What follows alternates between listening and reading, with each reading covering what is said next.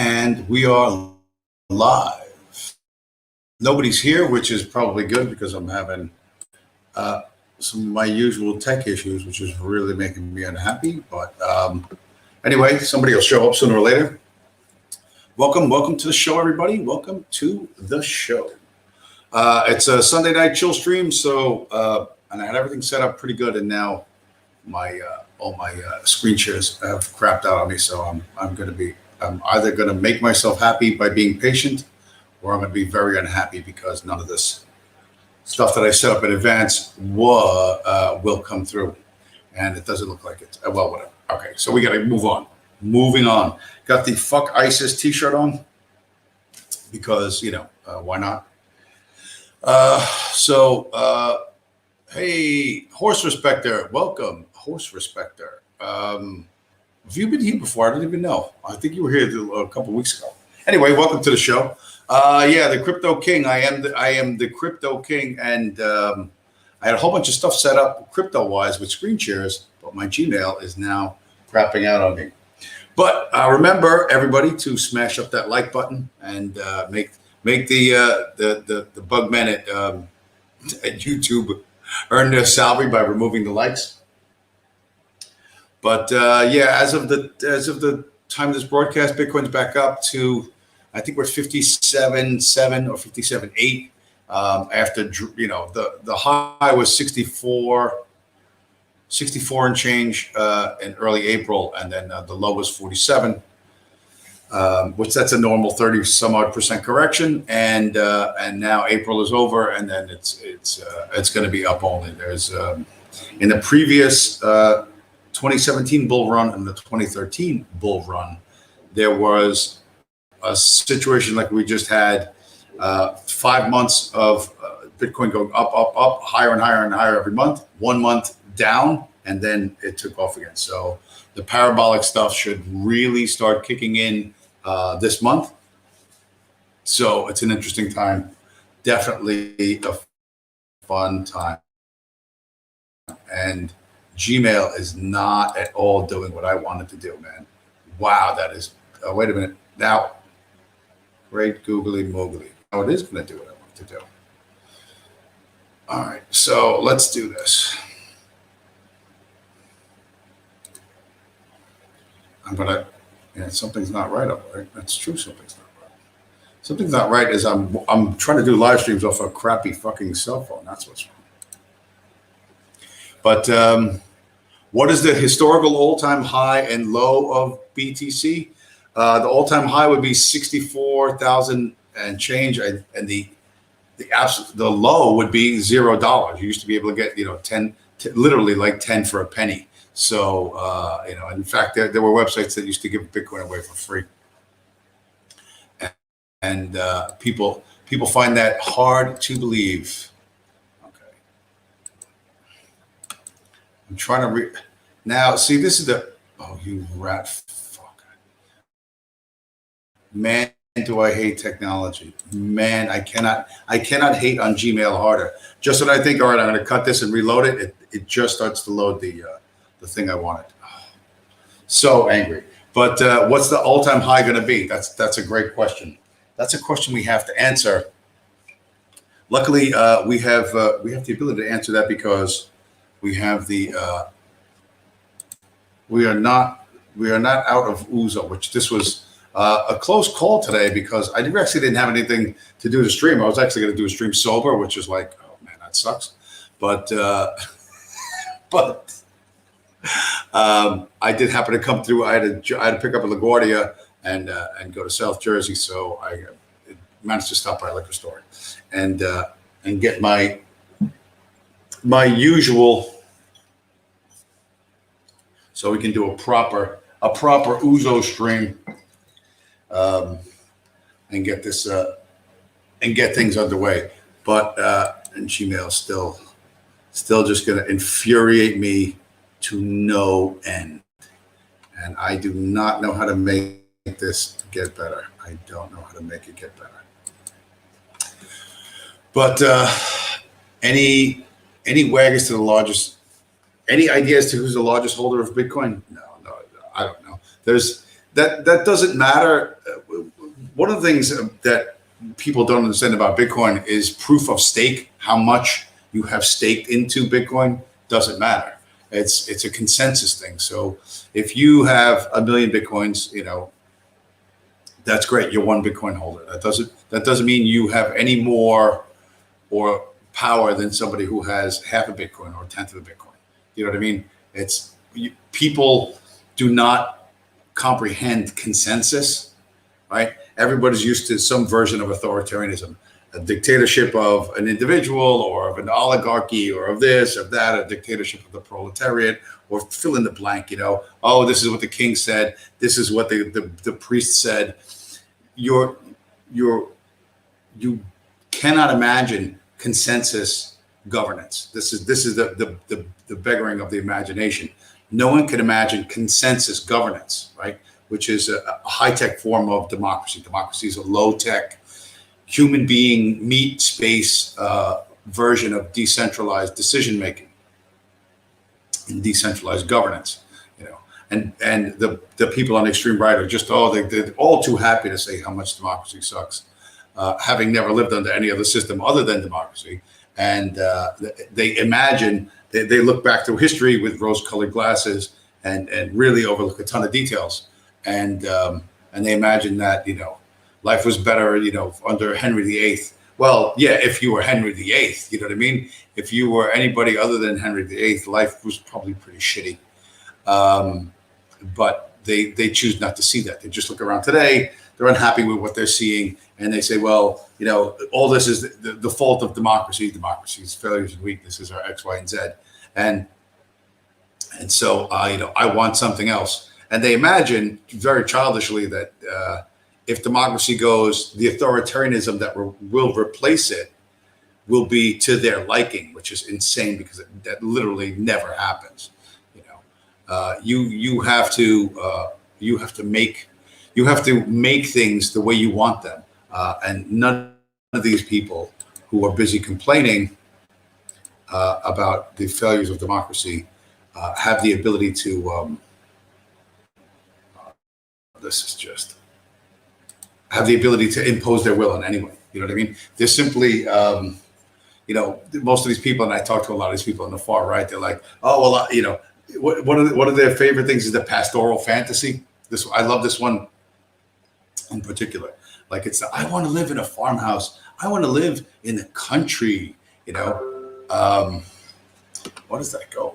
I'm getting messages pop. Like, really? Do you want to live in the country? Do you know how to drive a tractor? Do you work with your hands? You like baling hay? You know what I mean? They're like, oh no, I don't want to do any hard. I don't do any labor. I don't do any manual labor. Well, how the fuck are you going to live in a farmhouse? Like, how are you going to live in a farmhouse, dude? Do you understand how that works?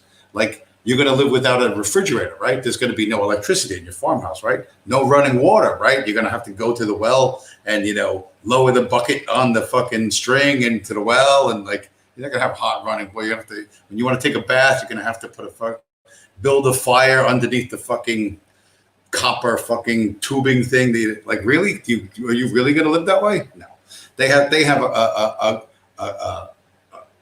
what would you call it? A gentleman farmer fantasy where they have everything: high-speed internet, air conditioning, flat screens, a big fireplace or whatever, and far enough away that they can't see it, but near enough so that they can have whatever they want. Some kind of commercial center or food market where they can get whatever the fuck they want, whenever the fuck they want, and then go back into their little cabin and imagine they're all by themselves, roughing it. You know what I mean?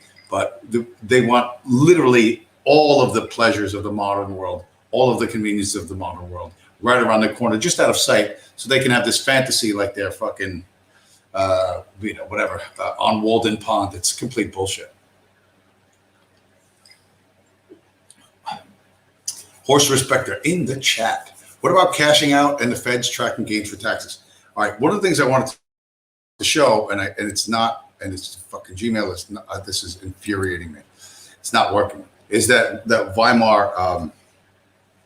Weimar Germany chart of the difference in the value of the gold Deutschmark versus the paper Deutschmark.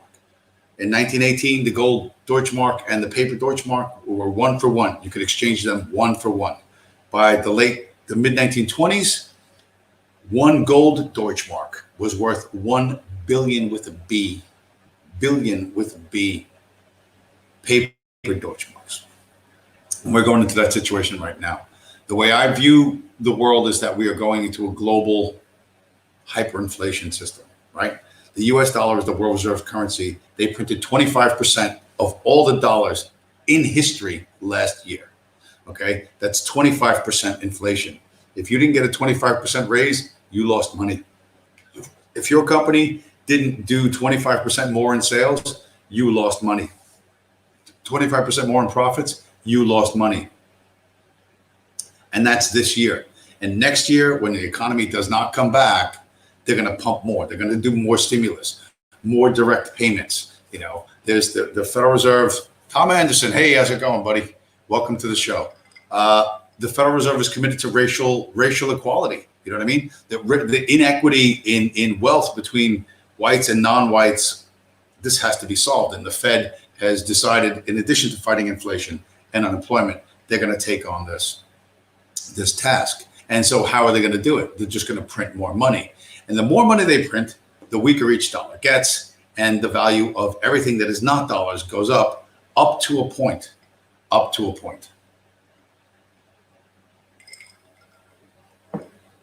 Because like I said, if you didn't get a raise last year and they printed 25% more money, you're falling behind.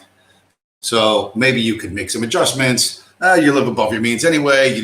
We'll cut back. We'll do this. We'll do that. I don't know how many years. How many years do you think you can earn 25% less than you're currently earning and still maintain your lifestyle? How many years? Maybe it's 3 years. Maybe it's 4 years for you. Maybe it's 5. But okay, how about your neighbors? Because your neighbors are in the same economic environment. How many years can your neighbors earn 25% less and maintain their lifestyle? How many years? Right? Now do that for the whole country.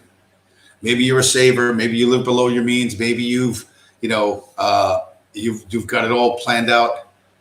Okay, congratulations. Pat yourself on the back. But what about your neighbors? And what happens when they run out of money? What are they going to do? What do you think they're going to do? Well, maybe you know your neighbor, the guy down the street, or across the hallway in the apartment building you live in. But what about millions and tens of millions of other people? What are they going to do? Lower IQ people who don't have a whole lot of discipline and like to express themselves physically. What do you think they're going to do? This becomes a political problem. What are the politicians going to do? Print more money. The money printer is just going to keep going and going and going, right?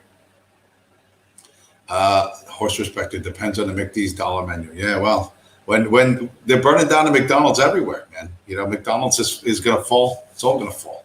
The truck drivers won't be able to deliver to Jonathan Paul. Welcome to the show. The truck drivers won't be able to deliver to certain McDonald's. You know what I mean? You won't be able to feed these people. Then they're going to go crazy, all right? And the money printer is going to keep going burr, burr, burr. And everything that's not money, everything that's not US dollars, at least in the short run, will get a boost, stocks, et cetera, et cetera. But like I said, how many companies can raise their prices 25%? Can Chevrolet raise the price of their cars 25%? You know what I mean? Can Amazon raise their fucking prices 25%? Maybe they can, but for how many years? And, until people can't afford that anymore, and then they stop buying, and then all those stocks, where are they going to go? Now, where's all that money going to go? There's money out there like you cannot begin to comprehend. And as Bitcoin gets stronger and stronger and bigger, there's a theory now amongst a bunch of Bitcoin maxis that we're leaving the 4-year cycle behind and we're going to enter a super cycle. That is to say, a multi-year cycle where Bitcoin just goes up and up and up and up and up and up. And the reason why is because of hyperinflation. As more and more people realize that the dollars they're holding are losing value year after year after year, they're going to look somewhere to put this money. And some people think it's going to be gold. And there was a great exchange with Michael Saylor and some other guy who debated gold. And I have the audio on my phone. It's like 2 minutes and 15 seconds. I'm probably not going to play it. But the upshot is, and this was in 2 minutes and 15 seconds, I got to tell you, Michael Saylor did a hell of an argument. He started, I swear to God, he starts with Alexander the Great and ends with Nixon in like a minute 5. But he talks about how Alexander went over the whole world chasing after gold, took over the Persian Empire and everything else. And then the Romans did 1,000 sieges to, all seeking gold, that they sacked Gaul for gold. And he goes through history and he talks about, in World War I, everybody tried to steal the gold, and then what was it like? Lenin took the gold of the church in 1922, and Stalin took the gold of the Spaniards in 1936.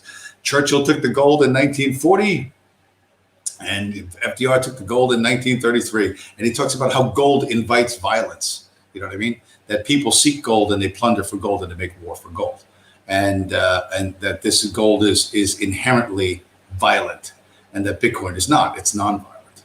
And then he contrasts the historical thing, and he says, listen, he says gold, he says, is expensive. You need men with guns and steel and concrete to guard it. You know what I mean? So and it's tough to move, and to verify how much gold is there is slow. It's inefficient.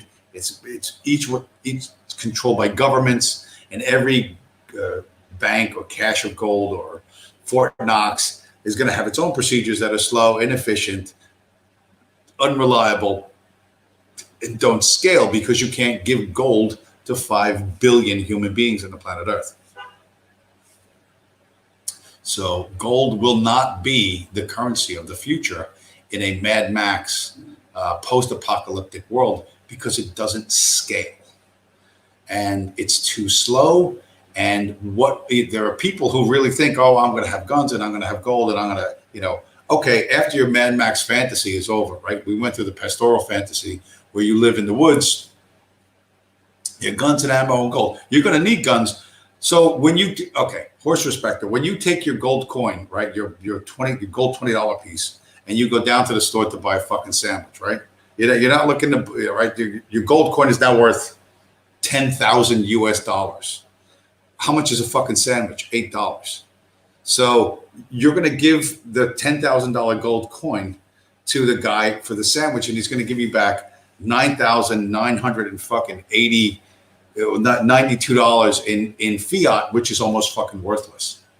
And then what are you going to do? Go to the gold coin guy and say, here, I'm $8 short, give me a gold coin. It's not going to fucking work. It doesn't work. Okay. And by the way, when you're on your way to the store, you're going to need a gun to guard the gold coin, right? Because somebody's going to try and rob you. You got $10,000 in your pocket. And all the other gold you left in your house, somebody might break in and steal your fucking gold. Well, you're down the store getting a fucking sandwich. What are you going to do about that? Who do you trust with a gun to guard your fucking gold? You don't understand. You gold bugs have not really worked this out. And while a gold-based economy might work in a micro environment for the short term, again, as Michael Saylor points out, it does not scale, and you must scale everything you think you want. Guns, and I'm the biggest fucking gun guy you'll ever meet. Well, where are you going to get ammo from? Where are you going to get spare parts from? And you need fucking recoil springs and fucking trigger groups and fucking barrels and et cetera, et cetera. Where are you going to get new fucking batteries for your fucking red dot? Where are you going to get that from? Is it all going to be made in your local village, right? Do you think your local village is going to have a guy who makes the little watch batteries that go in your RMR? No, I don't think so.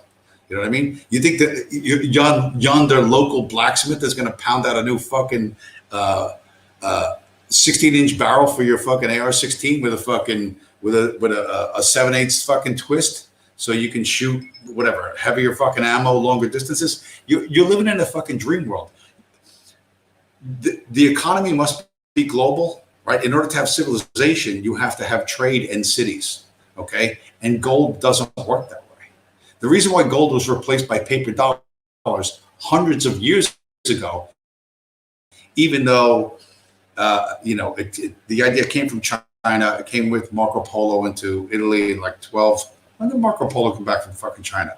1290 or whatever? I don't know what the fuck he said. Shalom, Judas Slychai. Shalom from your home. Well, welcome to the show. So Marco Polo comes back from China with the idea of paper money. The Europeans laugh at it because they're living in a low trust society, right? But the technology of paper money is so compelling that eventually improvement over the gold coins, right? So and the Renaissance is partially boosted into place because you have this new monetary technology, okay? And that changes a lot of things. At least, it makes each individual economy that adopts paper money stronger and faster. So you can do more trade, and then you can have more civilization. Okay, but you're not gonna, you're going around like fucking Yosemite Sam, rootin' tootin' with your fucking 6 guns, so nobody steals your chest of gold coins like fucking, or maybe you got a sword like Blackbeard. You're not thinking this through. This is not going to work. You can never leave your fucking house because somebody will break into your house and steal your gold.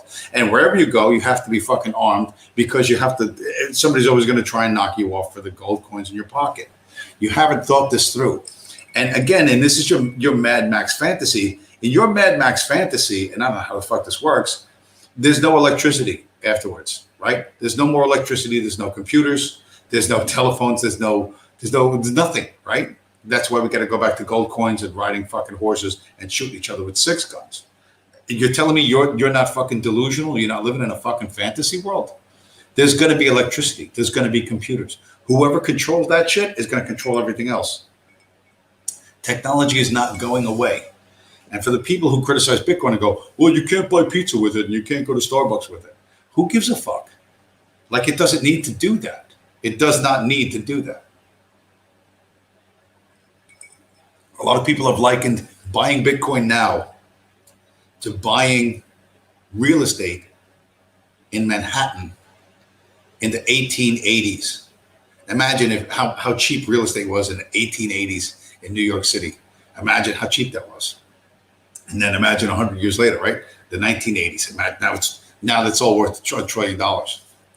So, and you have that opportunity, but you choose not to take it.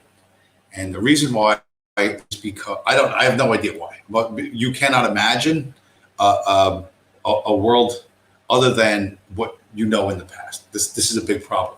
Your imagination has been married to ideas that have already been tried and failed, and are just an endless rehash. Donald Trump's going to save us. Ron DeSantis is going to save us. Joe Biden's going to save us. No, this is going to happen. No, there's going to be an uprising of Christian something as well. None of that's going to happen. None of that's going to happen. There's going to be no. Bitcoin will destroy the U.S. Federal Reserve. When I posted that on Gab, that I got like 511 notifications in an hour, and I'm still getting notifications from that. That blew up. I never had anything go viral and anything I ever posted, but that was as close as I ever came. Tons and tons of people got all excited by this, by the idea, and of course the conversation spins off into all sorts of ridiculous areas. But no dissident talks about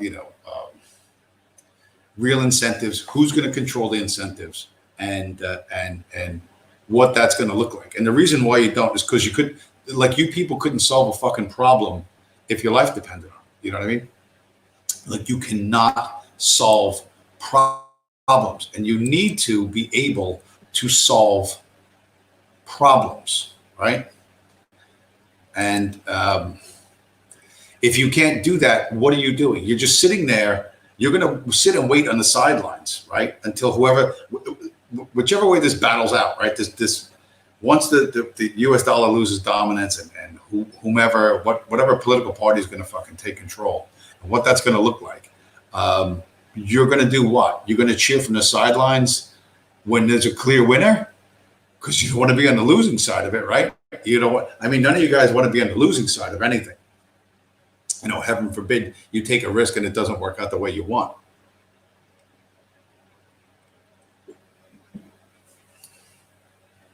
But yeah, there's too many people that do nothing, that their uselessness. They can't do skilled labor. They can't do manual labor. They can't do math. They can't do this and that, but they think they have all the fucking answers. And they turn that into a virtue. They turn their uselessness into a virtue. You know what I mean? I don't know how to change a tire on a flat tire in a car. I don't know how to unclog a fucking drain. I'm too high IQ for that. You know what I mean? That you dress up your uselessness, right? Your complete lack of fucking worth as nobility. This is a mark of nobility. I'm helpless and incompetent. That's the mark of nobility. And you wonder why everyone laughs at you behind your fucking back. You think you're going to sit there on the sidelines cheering whoever the winner is, right?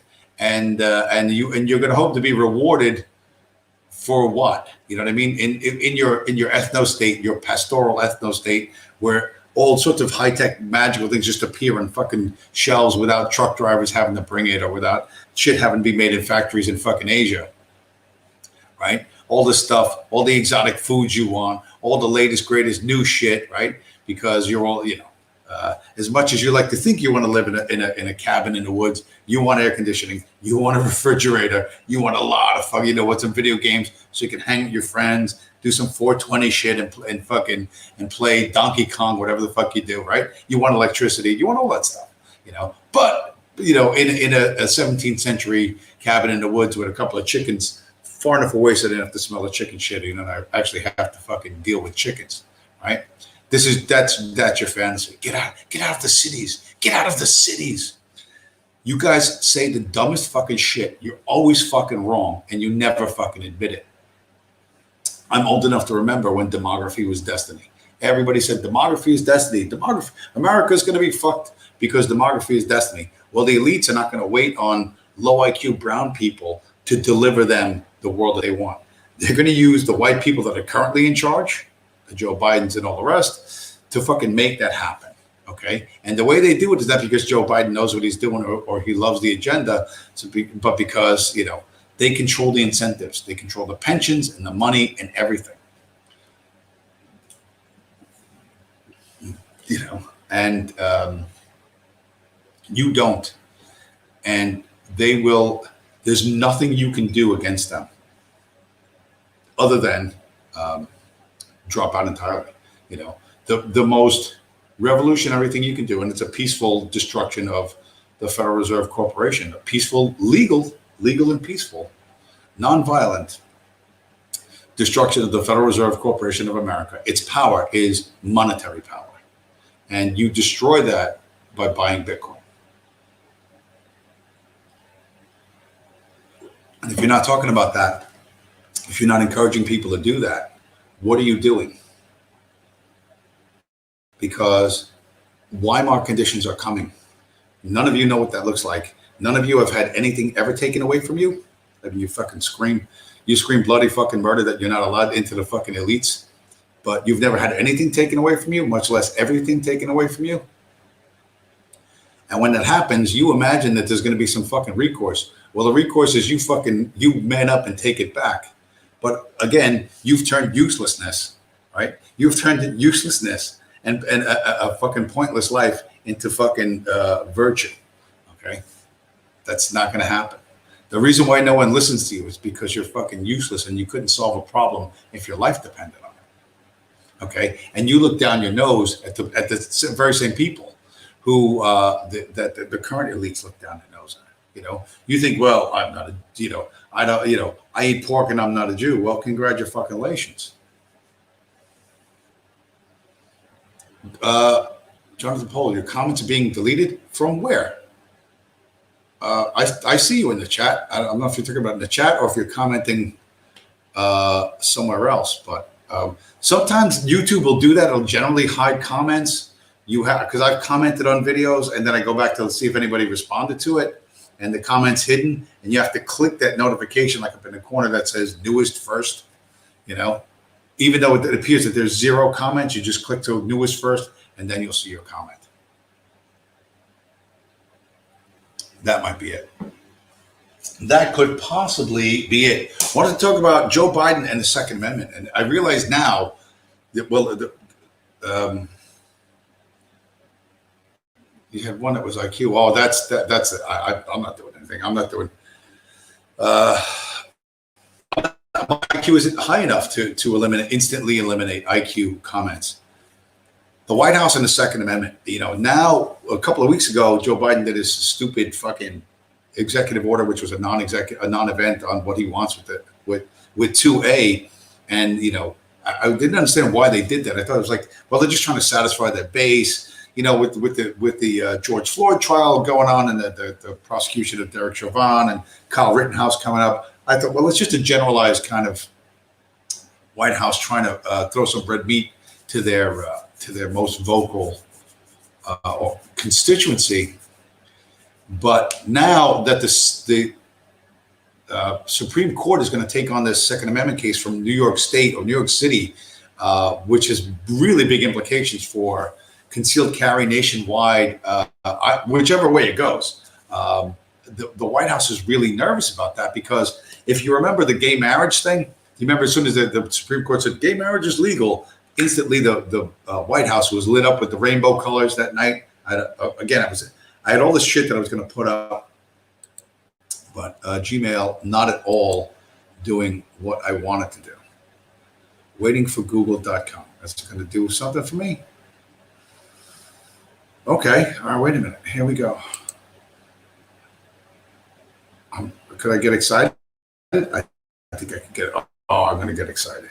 Oh, this could be exciting. This might actually work. I can do my standby. We'll see if this actually pops up. It's teasing me. Oh man, this is. Yeah, I'm just going to instantly start doing screen share shit because now that it's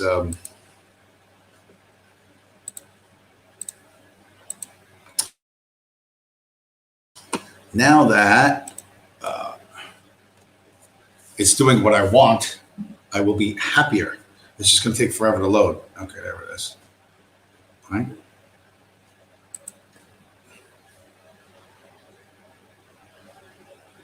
Yay, this is us. This is me and my friends.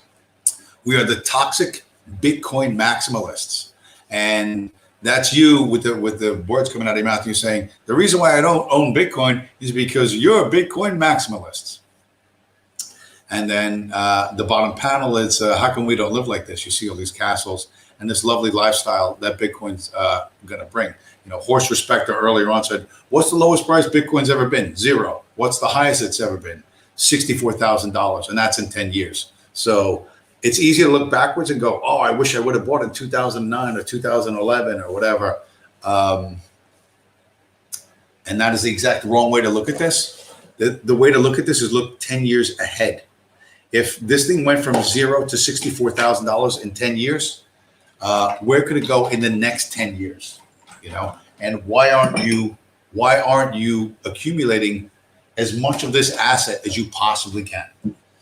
And if the answer is, well, I don't like the way James talks to me, right? Or I don't like the way he insults, he insults Jesus, and he insults Hitler, and he insults Ronald Reagan, and he says mean things about, whatever, Charles Martel. If that's,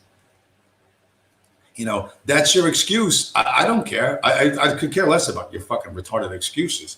But no one's going to care in the future. You're going to be sitting on the side of the road with a cardboard fucking sign that says, we'll work for fucking Bitcoin. You know what I mean? And I'm going to drive right past you, because all of us, particularly Bitcoin maximalists, we have been quite ecumenical and quite evangelical, and this is open to you right now. It's open 24/7, 365, as much as you want, as much as you can afford. I suggest you literally sell your house. And if I had a house, I would sell it. But, if you have none of this, you are being unwise, because Weimar is coming. No one's going to stop the money printer. No president, no Congress is going to stop the money printer. The political price for that will be far too high. This is the Bronze Age pervert. Oh, what's his name? I sent an invitation to Josh Neal, because I found him on Twitter. He followed me, I followed him back, or whatever, vice versa. I sent him an invitation. I don't know if he's here, or maybe he'll view it later. But he made a criticism of Bronze Age pervert guy. Modern man bad, ancient man good. You fap to femdom porn. You're gay, and which was a pretty good encapsulation of the Bronze Age pervert phenomenon. But all these little specialized social media cults of personality are, listen, if what you're doing is you're doing for entertainment, you're saying, listen, Rome is on fire, Rome is burning, and we're going to fiddle while Rome burns. And then we're going to wait until the fire's out, and then we're going to see what's left of what we're going to rebuild on. Okay, fair enough. But I don't think that's anybody's attitude. There are so many people, with earnestness, pushing this pointless, boring waste of time, when you should be pointing to what is inevitably coming, which is the Weimar conditions, and doing everything you can to help others protect themselves and those they care about. And if you're not doing that, what are you doing? You know what I mean? A lot of there's so many people, again, on the right, they think, oh, I'm so virtuous, I love Jesus Christ, and I'm better than you, James, because you say mean things about Jesus, and I'm going to go to heaven and you're going to burn in the lake of fire. To which I say, you're full of shit. But you imagine, like, if Jesus came back today, you'd be able to figure out who he is. Like, you would get it right away. You would instantly fucking understand. I'm here to suggest to you, no, you would not. You really, really would not. Because you just sit there with this endless, this childish worldview, like people have to meet your to meet whatever demands you make. Well, I'm not going to believe this, and I'm not going to buy into your. Listen, you don't have to buy into anything. You can sit there screaming and crying, waiting for the world to come around to your way of thinking, or um, or you can realize that the world doesn't give a fuck. Let's put Weimar up. Let's put Weimar up. Come on, I love this one. I love this one. There we go. Here's the one. This is it. This is it. This is what's coming. Tell me that it's not coming. You can't make an argument that this is not coming, right? Endless money printing, right, leads to Weimar conditions. It leads to you having a wheelbarrow full of money and going down to the store for a loaf of bread, and you're going to give all the money in the wheelbarrow for one loaf of bread, and you're going to make sure that nobody steals that wheelbarrow because the money's nearly worthless. That's an actual, very real chart. The black line is the value of one gold Deutschmark versus the paper Deutschmarks. And the red line is the value of Bitcoin as it's been going up over the last 10 years. Will it follow the same exact track? Well, probably not. But it's kind of moving in the same direction, and that should tell you something, right? That should really tell you something. Also, the IRS, again, another news article that I can't get to come up. IRS is looking for help in hacking hardware wallets. The IRS wants to know how they can break into your Ledger Nano or your Trezor or whatever your hardware wallet is, because they can't seem to break into these things. So the idea, understand that the government is looking for ways to steal your Bitcoin now. My Bitcoin was stolen by the NSA. The first stack that I had was stolen on October 12th of 2020 by the NSA. I understand that now. I didn't understand it at the time. But it's one of the things for me is actually, not that I'm happy about it, and should I ever get the opportunity to revenge myself, I most certainly will. But that's unlikely to happen.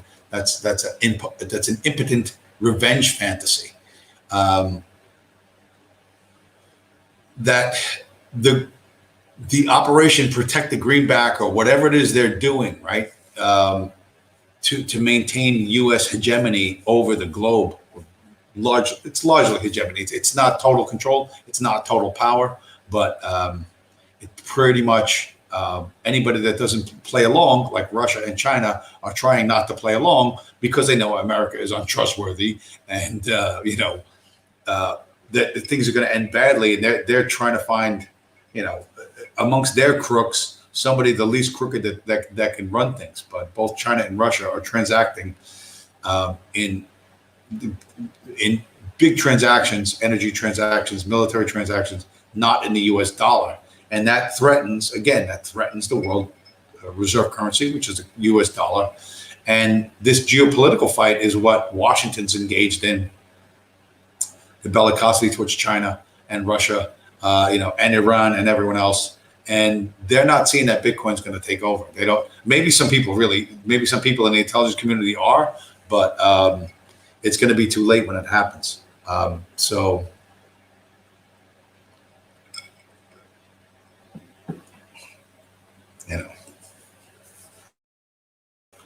that is what is going to happen, because we're not going back to gold bars. That is a demented fantasy. From people who can only look backwards. You can only look backwards, because this is what the future looks like. This is your future. This is our future, right? This is Chrome tab. I like this. Now that it's more or less working the way I want. This is, like I'm telling you, when I was a kid, there's no way you could believe that this would ever happen. No, this is insane. This is the Richard Spencer flag, right? The Biro Bizzani gay flag, the first all gay, U.S. Navy helicopter crew. So you can be queer, You know, our queers and brown people are just as capable of bombing other brown people into pink fucking mist as the white guys. You know what I mean? And this isn't this wonderful? Isn't this, you can go to the forever war can continue forever because, you know, you could be a flaming fag and still fly your fucking Black Hawk, you know, whatever. Black Hawk's not an attack helicopter, but whatever. You know what I mean? Anti-submarine warfare chopper. If this doesn't look like the end to you, what does? When you're sending the pregnant black females and homosexuals, you're trying to promote that idea as this is cutting edge military. This is world class military dominance. Are you kidding me? This is the end. This is the logical end. They have if this is what they're trying to push. Then there was the what was that? The CIA Latina video was a disaster. What the fuck? That was horrific. That's absolutely horrific. So, but sooner or later, you know, somebody realized that America is a zombie country, and the move away from the U.S. dollar to something else is going to be very, very quick and unstoppable, and absolutely unstoppable. So let's do this one. Let's do this one. So we'll throw up this chart because it gets one, nobody wants to see me that much, and plus, this is me pretending to show off that I have a dominance display of my technological ability. So I've got another chart coming up. The blue line is what is the blue line? The blue line is the 2013 bull run, and the red line is the 2017 bull run, or vice versa. The red line is and the white line is where we are right now in the 2020 bull run. This is where we are. What's coming up is that huge upslope. So horse respect there. You want to impress the women's? Well, you know, buy Bitcoin now, get yourself a Lambo or whatever impresses the women's where you are. Give that women's a new Mercedes come Christmas time. You know, that's about where we are if the current pattern holds, and it's likely don't. But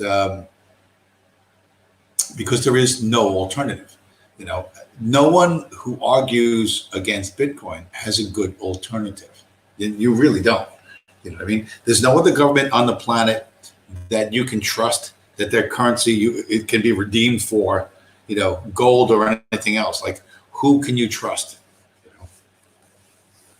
know? Like I said, Michael Saylor did a great Bitcoin versus gold debate, of which I have clips, but I don't want to play the clips. I'll just throw up the screen shares, and I will ask you, what is the alternative? What alternative is there? Because we're not going backwards. We're not going back to gold coins. We're not going back to the Marco Polo days. That's not happening, okay? And any organization, group, or nation that figures out a way to scale, value, and solve problems will dominate the globe. And that is no nation state. Every nation state is committed to fucking over their base and maintaining their elite. And that internal squabbling is going to open a path for Bitcoin global dominance, what's called hyper Bitcoinization. You know, and the people ask, well, how high can Bitcoin go? Horse respecter in the chat. Can it go to 128,000? By the end of this year, it'll probably go to 300,000 or more.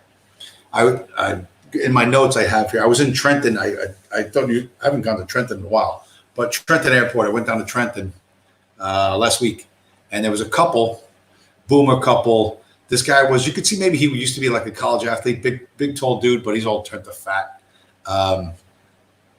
old, not moving well. His wife, who was a petite little hottie a bunch of years ago, but now she's 4x4. She's 4 feet high and 4 feet wide.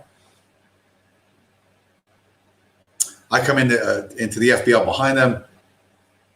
They walk up to the front desk. They get their masks on and all that shit. They have their suitcases. And the girl at the front desk says, "Oh, hello, hi, welcome to, Signature Flight. Where are you guys going today?" And they said, "Oh, we're going to Florida." And they said, "Oh, what tail number? What's your tail number?" The tail number is the tail number of the airplane. The number's written on the tail of the airplane. That's the license plate of the airplane. So if you know what plane is flying, you know what crew to contact to say that these guys are there. Now, you Google around what it costs to fly in a private jet, okay? The small ones, and I don't know which ones these couple was getting on, but the small ones, the little tiny ones, okay? The older ones are $6,000 an hour. You heard that right. $6,000 an hour per person. What people usually do, or corporations usually do, is they purchase jet cards, like a credit card with a number of hours on it. So you can buy a jet card with 25 hours on it. 25 hours at, $6,000 an hour, and you could fly however far you could fly. Well, from Trenton, New Jersey to Florida, I don't know what is that, 3 hours? So 3 hours times 6, that's $18,000. Let's say $18,000 flat for two people. $36,000 to go down to Florida for this man and his wife on a vacation. They just had a couple of overnight bags. They didn't have a whole lot. They're not moving their life savings there. So they're going to pay $36,000 to go to Florida, which is mask free and open. And it's warm weather and you can do whatever you want. You can sit in a restaurant like, 2 years ago. They're going to pay $36,000 to go down there. Well, what they're going to spend when they're down there, we don't know. And $36,000 to come back. Just to get out of New Jersey and breathe without having a mask on your fucking face, right? To sit and have a meal, a bottle of wine, listen to music, walk around without being like a fucking lunatic. These people have,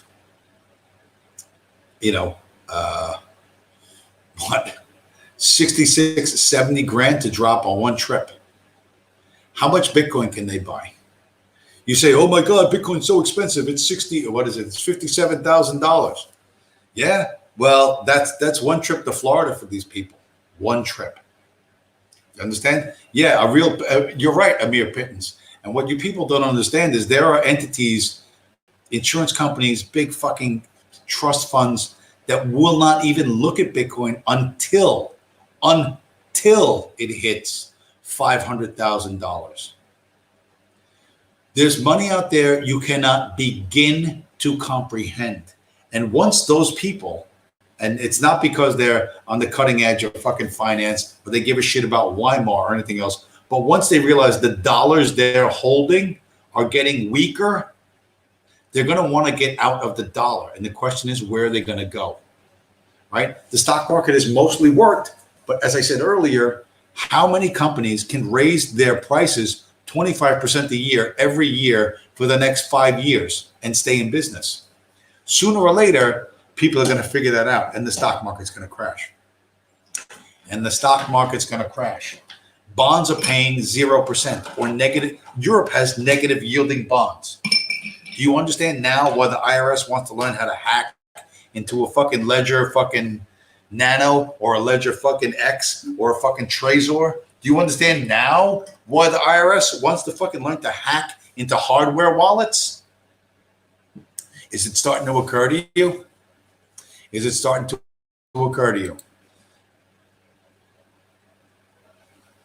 Now, like I said, I'm just happen to be in the same room with these people, right? I'm delivering my box. They do what they do. The front desk woman, she goes and gets their flight crew and blah, blah, blah, blah, blah, blah, blah. And I said, "How you doing? I'm from such and such." And she's like, she knows me. "Hey, how's it going?" I said, "Here, just sign here, and here's your piece. It's for tail number or whatever." Well, it wasn't for the plane that those people are flying on. And that's that. And that's it. You know what I mean? So, but I'm around these people not for a tremendous amount of time, but enough times a year in my life over the last 6 years that I get to see them up close. And when I point out that these people, almost none of them are physically fit, right? None of them are fit and strong. None of them do any fucking exercise. They don't do yoga. They don't do nothing. They're all fat and soft. They're super fucking rich. A lot of them are fucking miserable. A lot of them are more miserable than you can fucking imagine. But they when they walk in the room, the whole staff, everybody, the ground crew, and everybody does the whole fucking, walla walla. They do the fucking the kowtow. That's the fucking the show that they put on for these people. You know what I mean? And when those people are not around, when it's just me and the front, it's me and the mechanics and the ground crew and whatever, then we can act like everybody acts like a human being. But once the clients come in, they put on the fucking show. But that's what these people, demand. Because why? Because they're paying $6,000 an hour to fly down to Miami to have a drink like this without a fucking mask on. You know what I mean? And they can do that like this. Why? I don't know. I don't know how this guy made his money. I have no fucking idea. But he got fat. His wife got fat. Like I said, maybe his wife used to be like a 5'4", petite, super hot, whatever, 40 years ago. But she ain't that no more. So.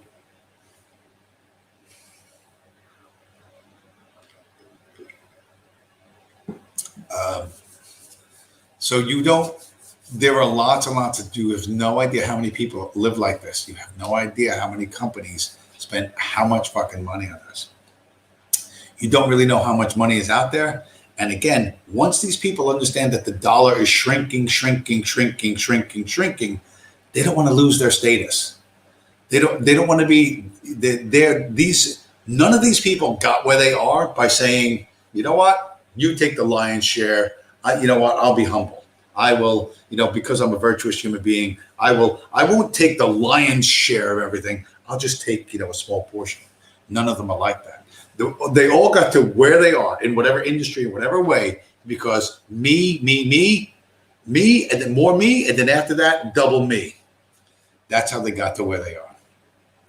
And when that status is threatened, when they start sinking down, when the dollar doesn't, because these people, listen, you can pay $6,000 for an hour and per hour to fly to Florida. You don't give a shit if gasoline goes to $10.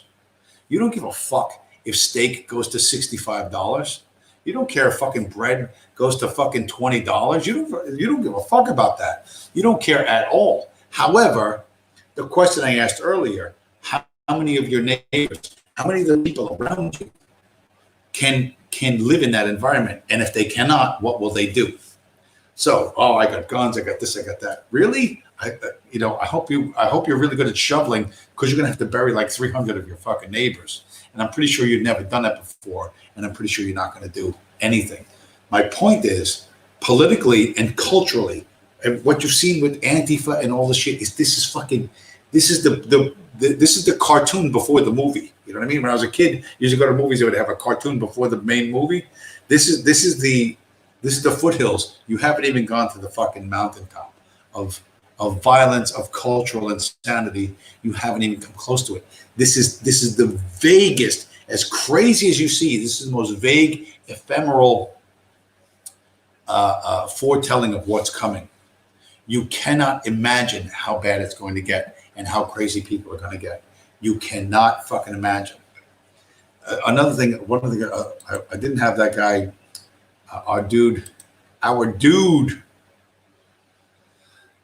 oh man, in South Africa. I don't know how many guys saw that South African, the video of the South African heist of the armored car heist, which is funny because being a Bitcoin guy, I've been. I laugh when I see armored cars, and I see they're popular in New York. A lot of them in New Jersey. I see armored cars all the time, and I think you're like, you got two guys with guns and a special truck to guard a bunch of paper that is about to be worthless. The paper you have is about to be worthless. This is what the future looks like. And no one seems to be. Horse Respecter knows I've rode motorcycles. Oh yeah, my chicken. Yeah, no, you don't want to do that. Listen, in how many years did in all the years I rode motorcycles, I went on one motorcycle date with a chick who was South Korean that I met at a party that was a Harley guy. This guy he was like this half an outlaw guy whose older brother was in the police department, believe it or not. And so anyway, I took this chick on a date. We went to a Vietnamese restaurant, and she was so impressed I could eat with chopsticks. But she was living with a cop, and like the cop was divorced, and they were sharing an apartment. And she had a kid that was from another dude, and she's telling me she's waking up, and there's some stripper who's banging the cop, looking in her fridge for food at 4 a.m. And this was a couple of years back, and I'm like, it's too crazy chaotic. But I actually did go on one actual real motorcycle date once with a pretty well, she had a boob job, so she was pretty cute South Korean babe. How did I know she was South Korean? Because she was at this was a 4th of July party at this guy's house, this guy Jay's house, and I'm chatting with her, and I noticed she had the South Korean flag tattooed on her ankle, and she couldn't. Like Asians are like super impressed that you can figure out what part of Asia they're from, but when they tattoo the flag of the nation they were born in on their ankle, it's kind of easy. She was there with some guy with a BMW car, and she dumped him for me. That was cool back in the days. Transverse statues, two up seats. I have no idea. Okay. Horse Respecter wants to talk about motorcycles. The motorcycle community, which is very a tiny slice of the American populace, is 37 times the size of the political dissident community. And the political dissident community, like I said, they pride themselves on their uselessness and their lack of skills. They call that virtue and the mark of being a highborn genius. But the reality is they get mogged. Oh, but by the way, you guys know what mogged is? M-O-G-G-E-D, mogged. There's a couple of dudes on social media that they're weightlifter guys. There's one guy in Florida called Eric Bugenhagen. He's a pro wrestler guy. But mogged is an acronym, AMOG, Alpha Male of Group, right? AMOG, Alpha Male of Group. And if you're trying to impress a girl, like with who you are, and another guy comes over and he flexes his muscles or his car or his money or whatever, and eclipses you in the mind of said female, you have been mogged, right? The other guy comes and proves that he's the alpha male of the group. So there's a couple of social media figures. Eric Bugenhagen is one of them. Really, actually a really good guy, funny guy. Has his own YouTube channel. Although the greatest one is this crazy fat guy from Greece called Kyriakos Grizzly. He's a meme. He's a really big fat guy who lifts weights and then screams at the top of his lungs. It's hilarious. Tom Anderson, yes, buy BTC, buy BTC, buy BTC. I mentioned earlier when I posted on Gab this clip of Michael Saylor talking about timing the market. And, if Michael Saylor's point about buying Bitcoin was, he says, imagine, I'll try and recreate it as quickly as I can. In 2007, Steve Jobs invents the iPhone.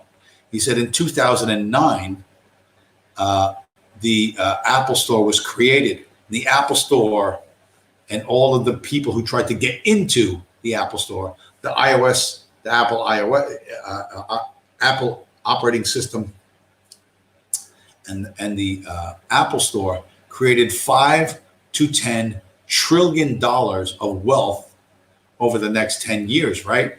He says, so imagine it's the iPhone's invented in 2007, the Apple Store opened in 2009, and now it's 2011, and you're buying and selling Apple stock. Like you're trading it back and forth. You're buying Apple stock at, he uses ridiculous figures. He says you're buying Apple stock at $1.25 and selling it at $2.11, and then bragging about how much money you made between $1.25 and $2.11, and then buying it back at $1.17 and waiting for it to go up. He says, imagine doing that in 2011 with Apple stock. He says, and you don't consider what if you are short What if you are not in Apple stock when Apple stock skyrockets $100, goes from $1 to $111? Like, you never consider that because you're so busy thinking you're so clever trading back and forth. And this is you, Tom Anderson, and this is Zoo and a couple other guys playing in the crypto casino. You're buying and selling, you're wheeling and dealing. Oh my God, I'm making so much money. But here's the thing. Bitcoin is the application of the future, the financial app of the future.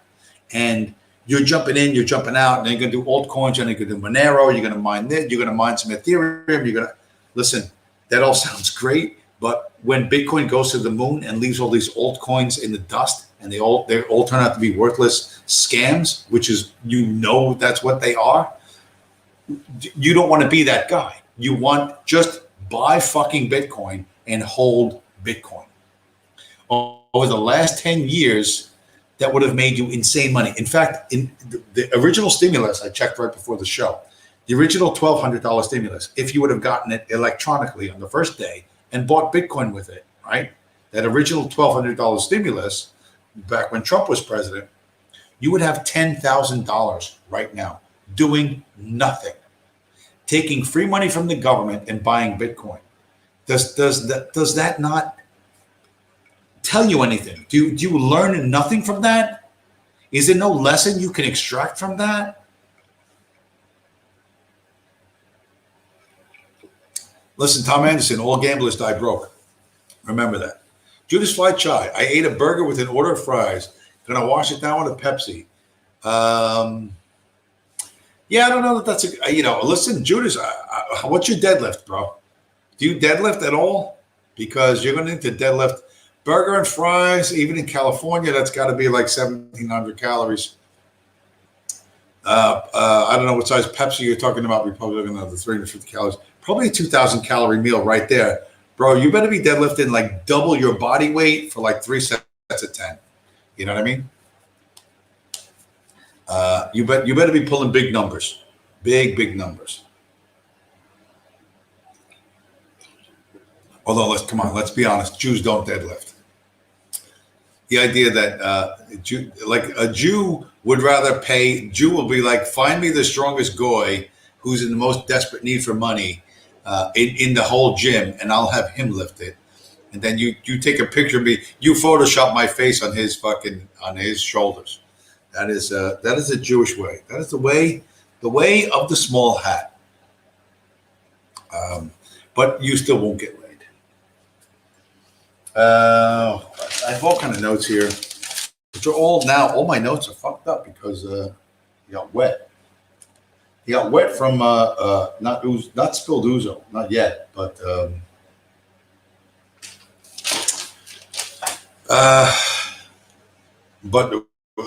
fucking ice cube water all over the place.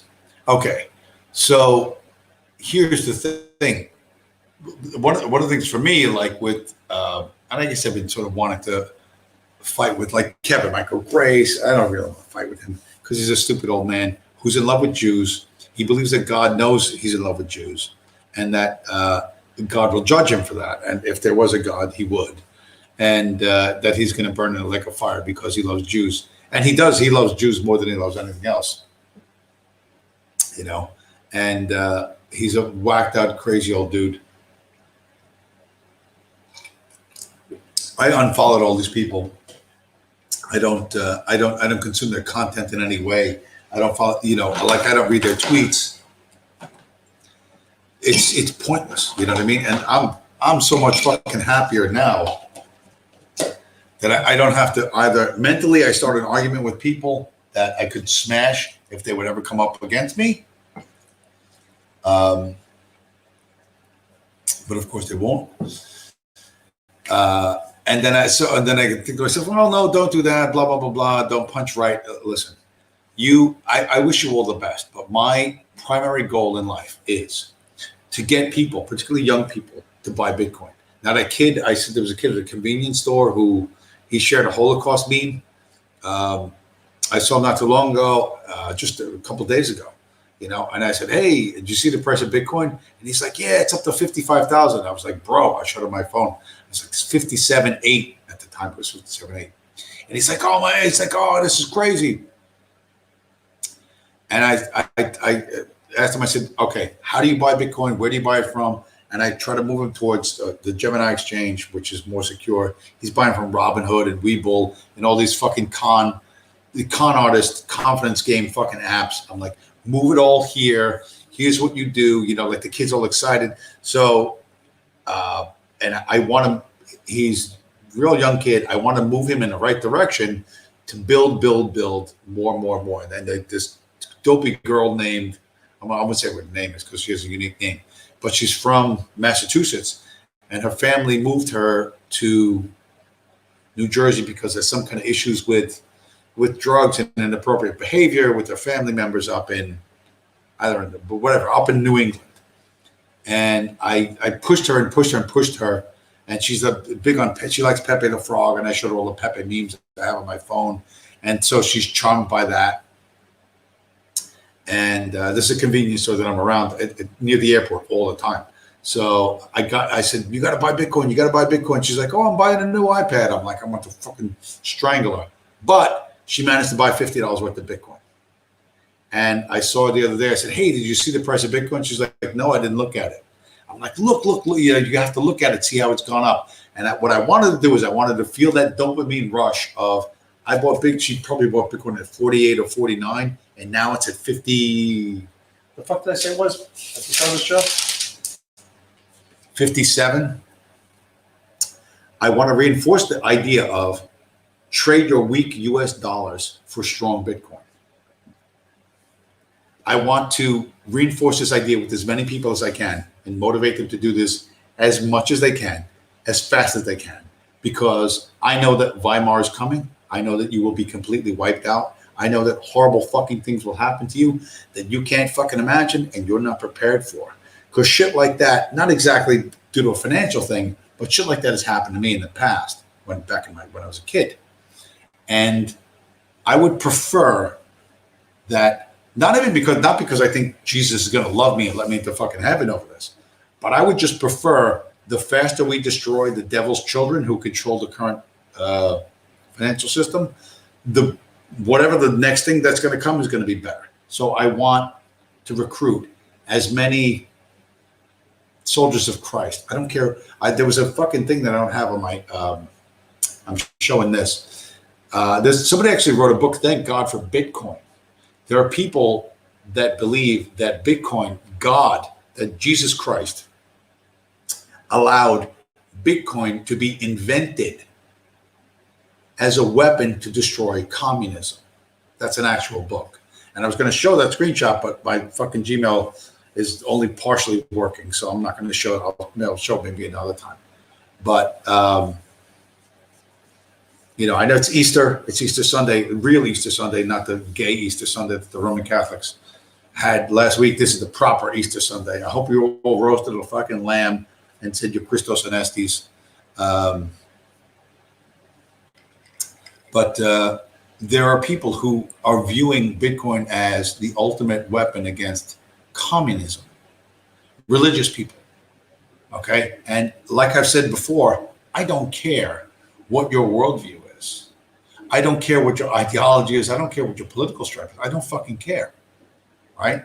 I do not care. There is no ideological or religious litmus test.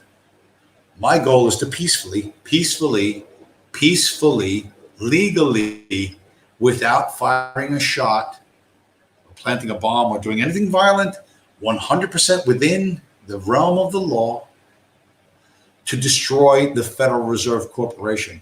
That is my mission in life.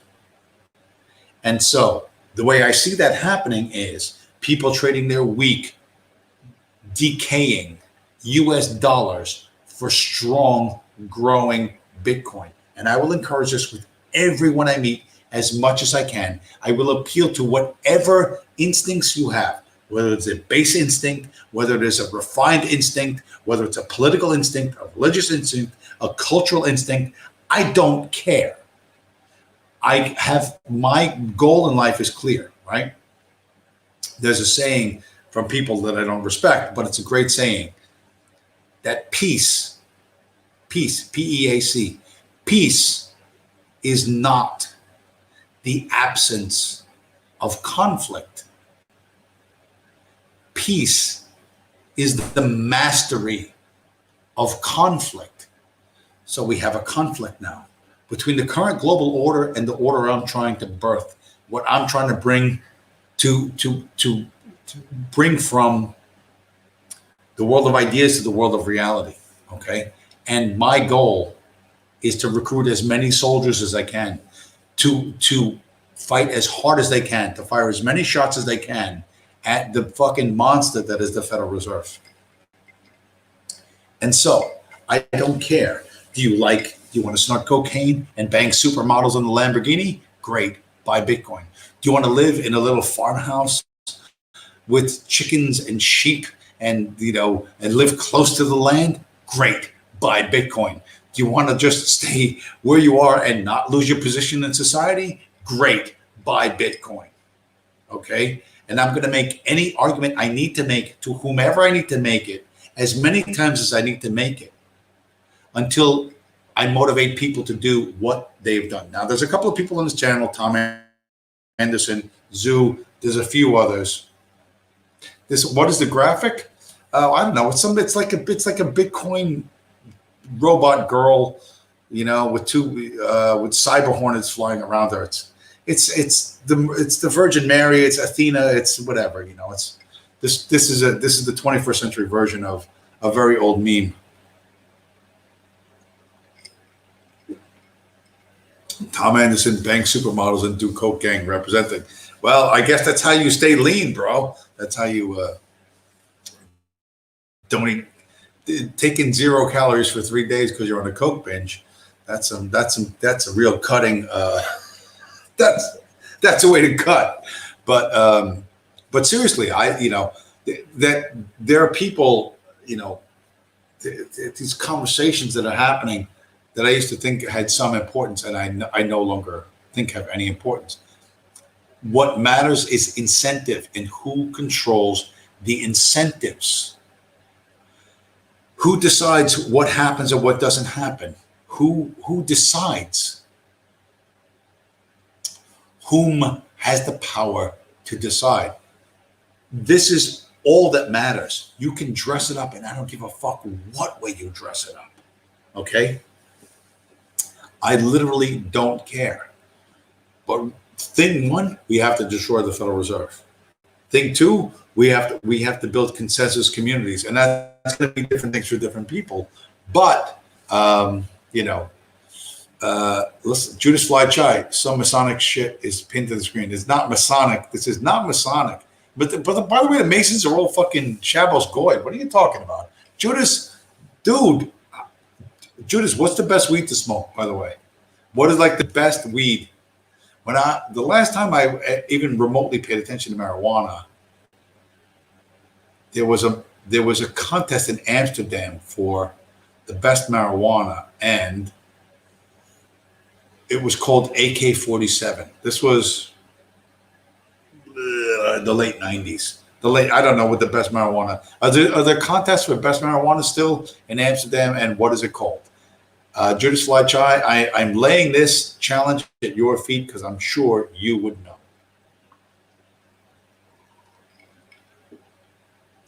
I understand vaping is the best. That's the high-tech version of what, I remember reading this when Zoo was here a while back. The first recorded instance of people smoking marijuana was Herodotus in Herodotus or whatever you want to say, however you want to say his name. Herodotus in 400 something BC. He talked about the Scythians, right? Scythia, which is like southern Russia. The Scythians would make these tents, would make a tent out of felt. They would like a smoking tent, and they would throw the seeds of the cannabis plant on a fire inside a tent, and they would sit there and they breathe all these fumes, and that the Scythians were worthless cannabis users. This was Herodotus has a very low opinion of the Scythians. However, the actual Scythian picture of the Scythians in ancient Greece is much more complicated than that, because they were also policemen in Athens and stuff in 450 BC. But the idea of, bro, let's inhale the smoke, but let's cover our heads. Let's all sit in a tent and inhale the fucking cannabis smoke. Goes back to 400 BC. Just so you know, Mr. Flychai. Just Flychai, I vape nicotine. I'm a junkie. Well, good luck with that. Horse respecter, James. What was the window shopping in Amsterdam? How was the window shopping in Amsterdam? I've never been to Amsterdam. I've never left the United States. I've been 3 miles from the Canadian border on a couple of occasions, but I have not been permitted to leave the U.S. I would have, but this COVID thing, I'm not doing. If I could find a phony vax certificate, I would go to Europe. But until they drop that shit, or I can find a way around it, I am stuck in CONUS, CONUS, continental United States.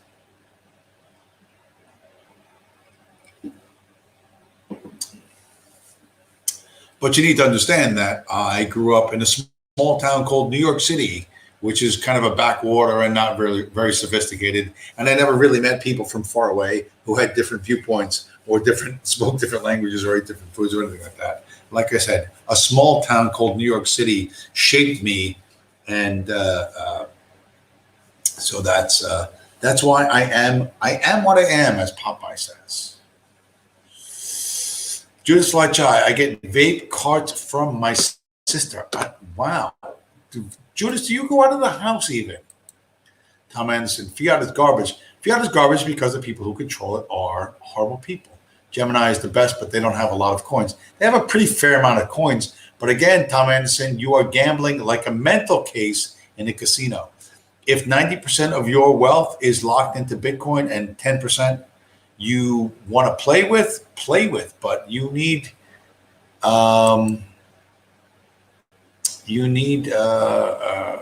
Bitcoin, and that's the only thing that's going to still be here. What? Small hats hate crypto.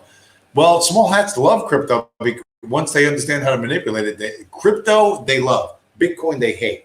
Okay, there's all kind of stuff going on with Ethereum and other things that the small hats will make $1 bajillion off of. And as normies, here's the thing with normies, and this is why I'm trying to be so evangelical and ecumenical and to try to connect with people. When they say, "Oh my God, Bitcoin's like $57,000," I don't have $57,000. I understand you don't have $57,000. I get that, and that one full Bitcoin is outside the reach of most Americans and surely the rest of the world. However, explaining that, in the same way that a $100 bill breaks down into 100 $1 bills, right?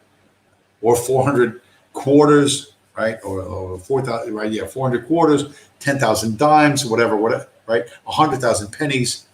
When I explain to them that you can buy a little bit of Bitcoin, and when the big Bitcoin goes up, your little bit goes up as well, right? I linked when I try to explain to them, you can just buy a tiny slice, a little piece, whatever you can afford.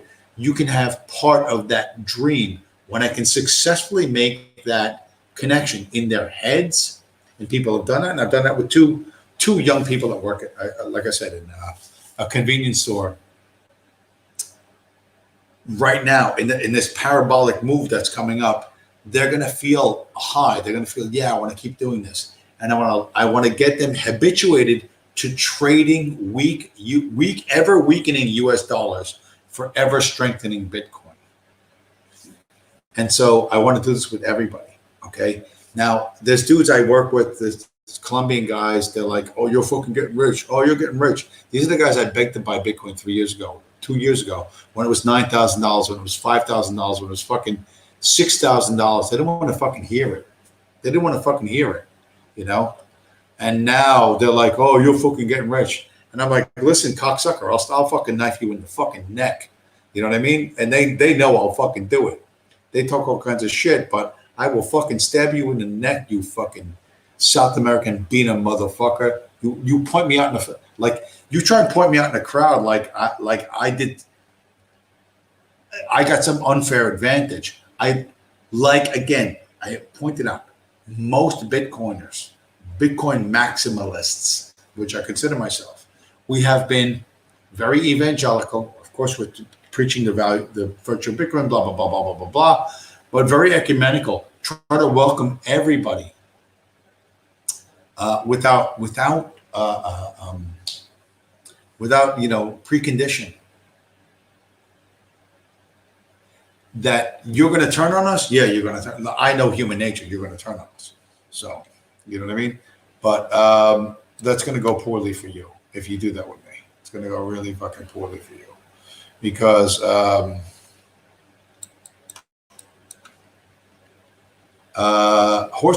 who's Josh? Hey, Josh, your beats. Hey, how's it going? Hey, Josh, how's it going? Welcome to the show. I sent you. I was wondering when you would show up. But glad you're here. Have not read your book, but you have to. One of the things that I would think American extremist. I kind of feel like I fit that definition. I think the definition applies to me a lot, although certainly it applies to you, and you have. Paid the price. I'm not sure who Tyler is, but that's cool. Good. Yeah, this is the only topic. Here's the thing. I try, like when I go on Jonathan Poll's show and I want to try to be like the comedian and stuff and try to offer some sense of humor and perspective. On my channel, this channel, I'm like I'm not 3/4 of a lunatic. I'm 100% of a lunatic. Now for Bitcoin, to bring you up to speed real quickly, I got scammed. It was the NSA, and there's a couple of streams back. If you look at a stream called "Stupid and Unlucky" that I did a couple of weeks ago, a month ago. Essentially, I got scammed out of 5.86 Bitcoin, and I've had to try to rebuild my stack. My current worldview is that the people who run the Federal Reserve, and I don't care what you want to call it, they're small hats, they're 85% small hats. There's Alan Dulles is in with them. I don't give a fuck. The people, the central bankers, right? Bankers from the Bitcoin worldview, those are the bad people, and we need to create a new world. Now, we know who the bankers are. We know what they do. We know they've been at this for a very long time. Most of the Bitcoin people don't understand the ethnic or racial angle the way we do, but that's fine. I now understand how I was attacked. In the first time, in a vague, sort of in a general sense, but more recently, in a very specific sense. And again, look at this stream called "Stupid and Unlucky," where I show what proofs that I have, which is as much or more proof than anyone else. The entire law enforcement and intelligence apparatus of the U.S. government is 100% focused on maintaining U.S. dollar world domination. And I am now 100% focused on peacefully and legally destroying the Federal Reserve Corporation of America by having people trade their ever weakening dollars for ever strengthening Bitcoin.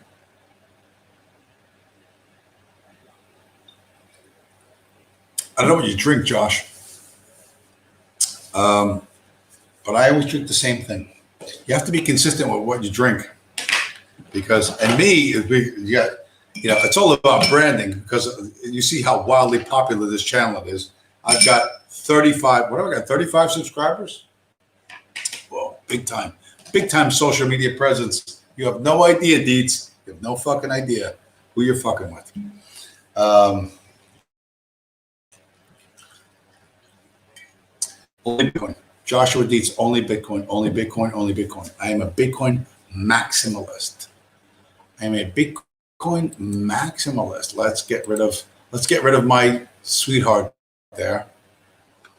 You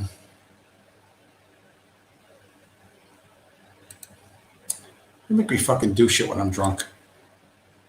Why do I drink so much when I fucking stream? Okay, so Bitcoin is the only coin, is the only digital currency that came from zero, right? And it's now worth currently 57.7, right? There were websites that gave away Bitcoin for free. I'm going to share this. This is me. There's a type of, most of crypto is a scam. And almost all of crypto is a scam. Ethereum is a scam. Monero is a scam. There are a group of people who create a crypto. They own 80% of it. And when they release it, they own 80% of it at 1 penny. And they fucking release it they hype it up on different message boards or whatever. They release it to the fucking world. And it goes from a penny to 10 cents. And they own fucking 1 trillion of them. And they dump it. And they made, 10,000 fucking percent. And then all the true believers do whatever. Bitcoin came from zero. It was literally given away for free. The use case initially, like in 2010, was you could buy like 1,000 fucking Bitcoin for 10 cents and use it to play online poker somewhere. I paid the dude who paid 10,000 Bitcoin for 2 pizzas in fucking Asia. That's a real story. That really happened. There was a guy named Max Kaiser who gave Alex Jones a laptop.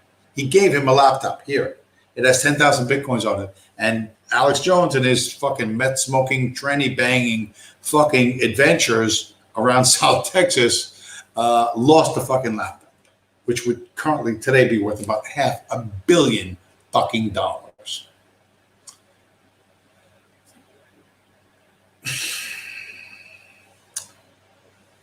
The idea of digital scarcity was created by very smart guys who went to cryptography and a bunch of other things. And they were offended by how the 2008, 2009 economic meltdown happened, and Bitcoin was a reaction to this. It was not the first reaction, and one could argue, and I'm not going to make that argument right now because I'm fucking half in the bag. That a number of other people have tried this. Centralized figures. Saddam Hussein tried to do oil deals outside of the petrodollar. He's done. Muammar Gaddafi also tried to do, he was going to do like some kind of petrodollar backed by gold, and he's gone too. You know what I mean? So every threat to the petrodollar, the dollar linked to oil is critical to civilization and the lifeblood of countries. So, and it is dominated right now by the United States and the US dollar. So anything that threatens it has to be destroyed. And when it's centralized, like Saddam Hussein's regime or Muammar Gaddafi's regime, it's going to get fucking whacked. You know what I mean? Right. And anything that stands in the way of the central bankers, depending whether you think that most of these central bankers are one ethnicity, and whether you think that ethnicity is hostile to Europeans, I didn't even care anymore. I don't even fucking care anymore. Because what I want to do is destroy their power. And the way that's done is to opt out of their system. There is no political figure. There is no religious figure. There is no media figure that will come up that will challenge them that is legit. They will be co-opted. You know what I mean? Trump had like half a chance, but let's face it, he's a fucking rich kid who had no balls, and he backed down real easy. Like he backed down real fucking easy. Populism doesn't have a chance because the people who control the incentives control those who just hand out the incentives. So.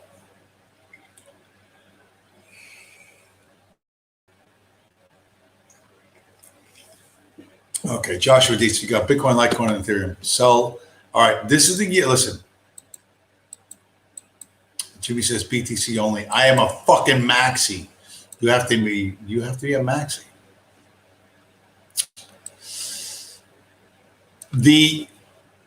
Arguably in the far right, most far right figures that have been hurt by being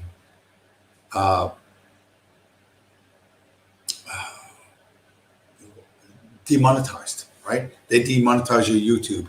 They shut off fucking GoFundMe. They shut off whatever you can't get on Subscribestar, right? It is with money that the elites control. The elites, and again, if you consider the elites non-pork eating small hat cocksuckers from the middle of the desert, or some other people, or a mixed group, I don't care. Their method of control today is, pardon me, their method of control is financial, right? Mostly, unless it's a big important thing, and then they get a big fucking thing where very fucking competent American meatheads do phenomenally violent shit to people who aren't ready for it. But oh, by the way, this T-shirt says "Fuck ISIS." In case anybody wants to know, I bought it at a gun show in Pennsylvania a number of years ago. Okay, so the method of control, whether you advance or you cannot advance, is economic, right? And I said this for years, like earlier on when I was fucking deferential to people who were more ideologically right wing than me or whatever, who were in this longer than me. Here, listen to you. Fuck your mother. Fuck your mother. Fuck your mother in the coffin in front of your whole family. I don't give a fuck how long you've been in the movement. I don't give a fuck. Motherfucker, I will smash you. I will smash you and everyone who's fucking friends with you. I swear to fucking God, I'll rip your fucking head off and piss down the hole in your throat. I am not fucking around. Now, so where does this come from? I was from being a Republican and blah, blah, blah, blah, right-wing guy, and everybody fall in line, and this is our leader, and we all fucking march behind him.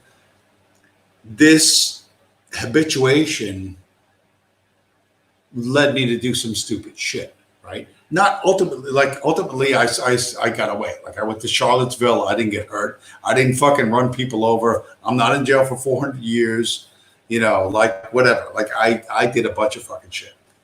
But that all these fake ass fucking right wingers, they were nowhere near. And at the time, I remember in the post Charlottesville, they were like, "Oh, some kid from California who used to work in a sandwich or sub shop or a grinder." They call them different things in different places. Subs or grinders or hero shop. In California, he went to Charlottesville and he lost his job. And I'm like, why don't we all fucking help him? Why don't we send this kid Bitcoin? And nobody wanted to fucking hear it.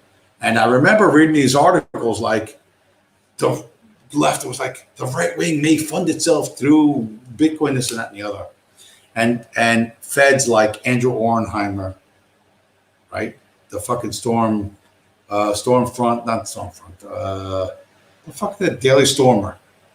Andrew Ornheimer, he's all he's doing is banging like Filipino chicks and fucking African broads, on your fucking dime. Some fucking scummy Jewish fed, right? And everyone's, no, he's real because he runs this website where they parody this and that. It's easy to fucking parody them. You can parody them with the fucking one eye closed. Like it's so, but brings a lot of people in, and they see everybody who's logging on, and they have potential access to whoever's important. And if they can push you to do something illegal, they will. The Daily Stormers all fucking, all these stupid honeypot things. You know what I mean? And then I got into this. And listen, there's guys in this fucking movement I respect, like Norvin Hobbs. Norvin Hobbs, who is physically a guy who's quite frail, but he fucking took out Frame Games. Frame Games was 100% glow in the dark fucking CIA cocksucker. And fucking Norvin Hobbs took him fucking out, right? Norvin, he's a hero on the extreme right, and he should be, because he's a very fucking brave guy, even though he's a very brave guy. And I've debated Norvin. There was a thing.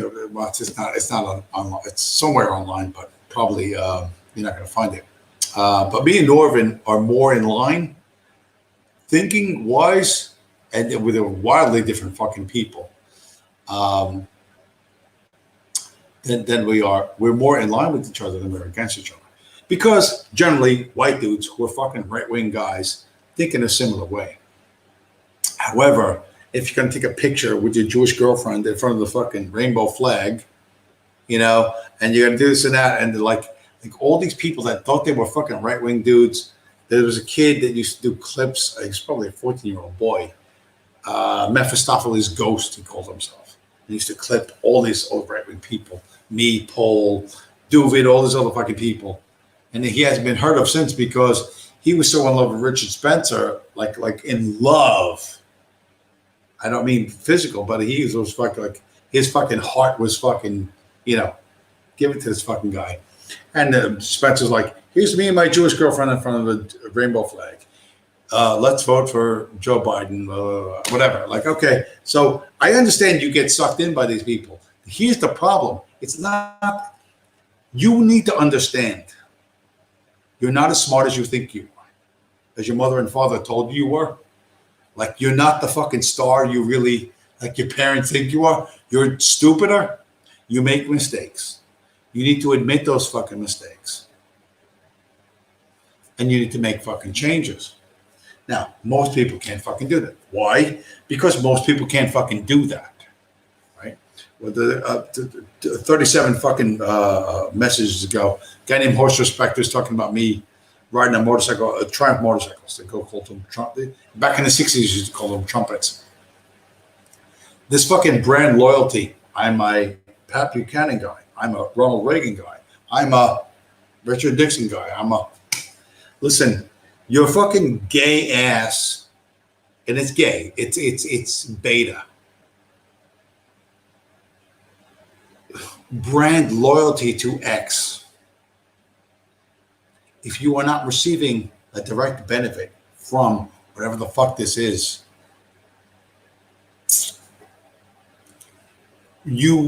whatever happens to you is going to happen to you. Your fate is not your own, right?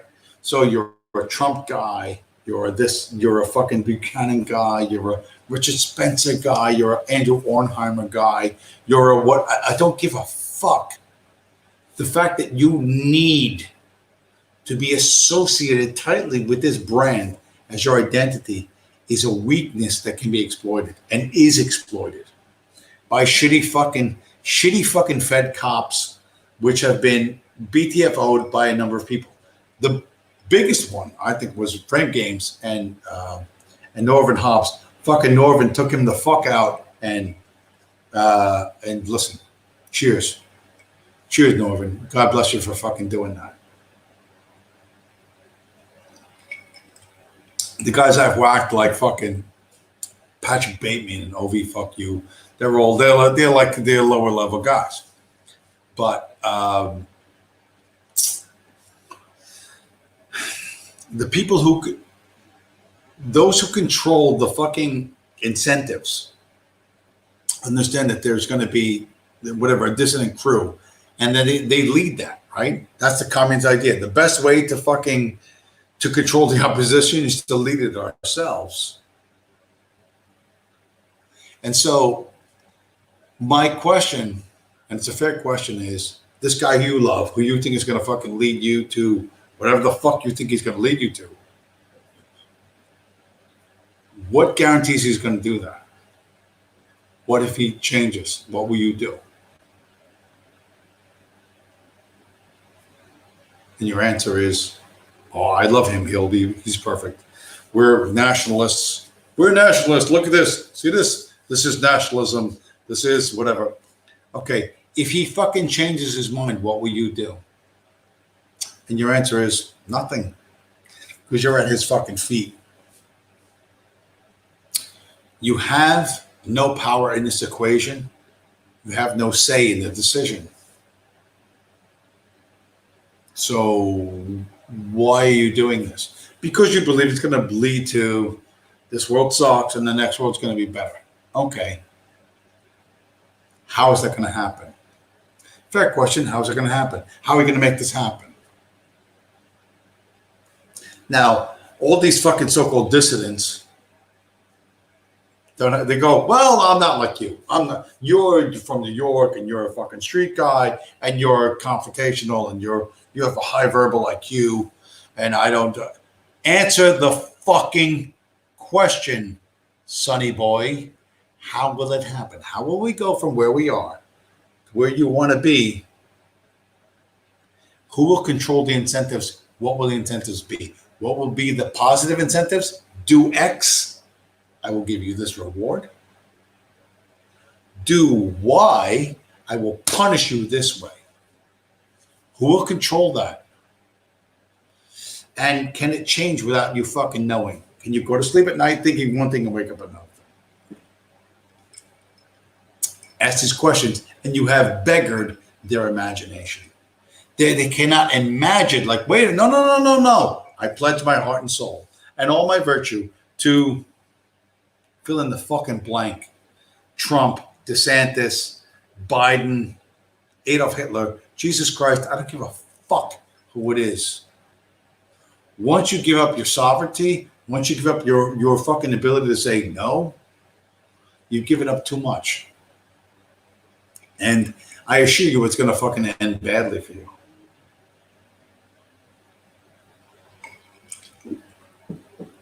And so, people talk all kinds of dumb shit. How did Norvin take down frame games? It's a legendary thing. It's actually it's up on YouTube, I think.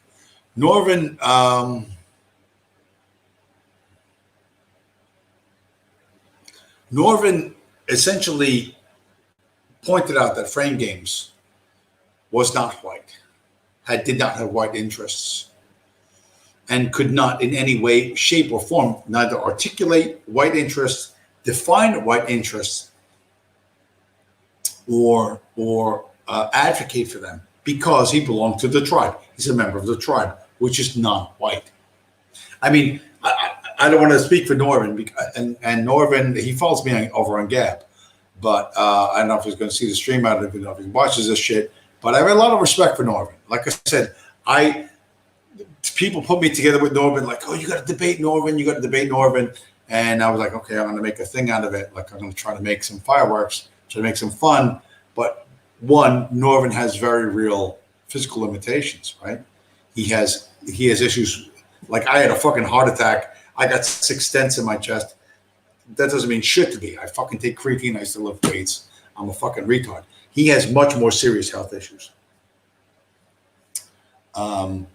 But for considering the severity of his constraints on his abilities, he did fucking enormous work, in my opinion. This is my opinion, and I know him only from online. I never met this guy IRL, but he did enormous fucking work. He did fucking heavy lifting, intellectual heavy lifting that few other people could have done.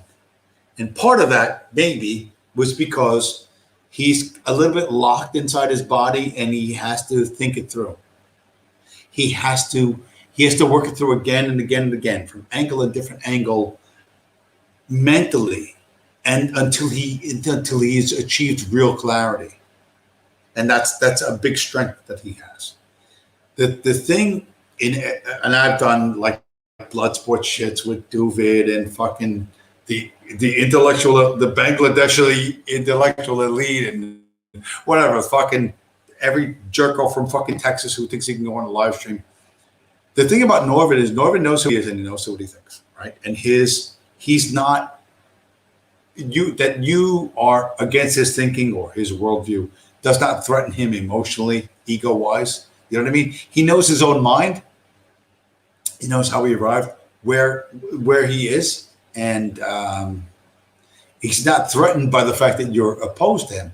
Now, like I said, Norvid and I are a lot closer to are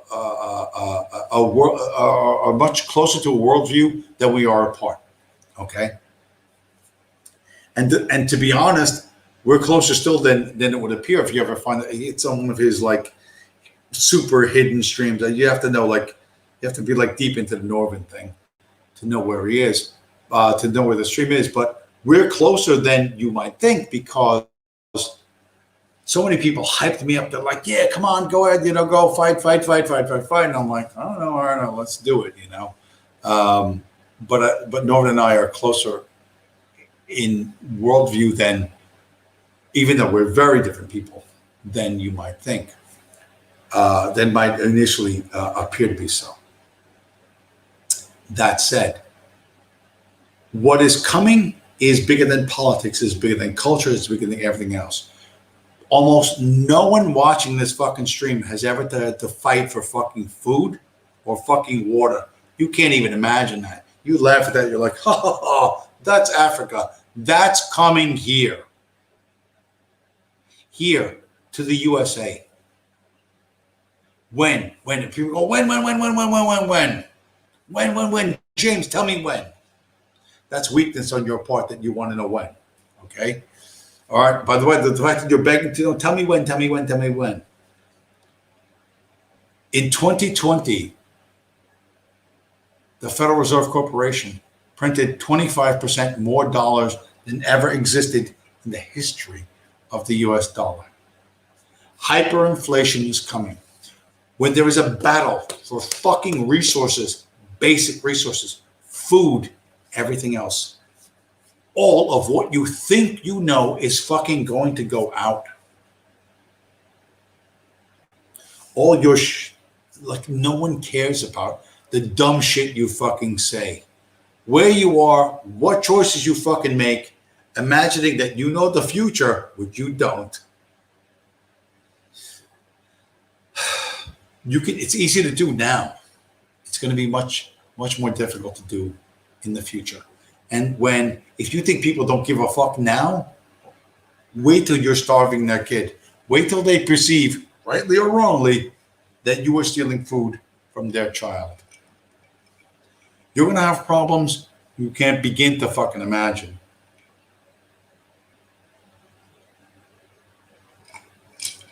Wait till gasoline is $10 a gallon. Hamburger is $20 a fucking pound. Oh no, it can't happen. Really? There was a fucking what's the name? Fucking I gotta piss. Not yet. Kevin Michael Grace and his love of James Burnham and fucking Paul goes on with his Burnham shit. James Burnham was a communist who realized like he's being used like a fucking whore and left the fucking Communist Party and ended up working for the CIA, which is kind of the same thing, really. Ultimately, really the same thing. But James Burnham was like, well, the managerial elite just goes to where the money is and they suck out all the money and they go to the next money.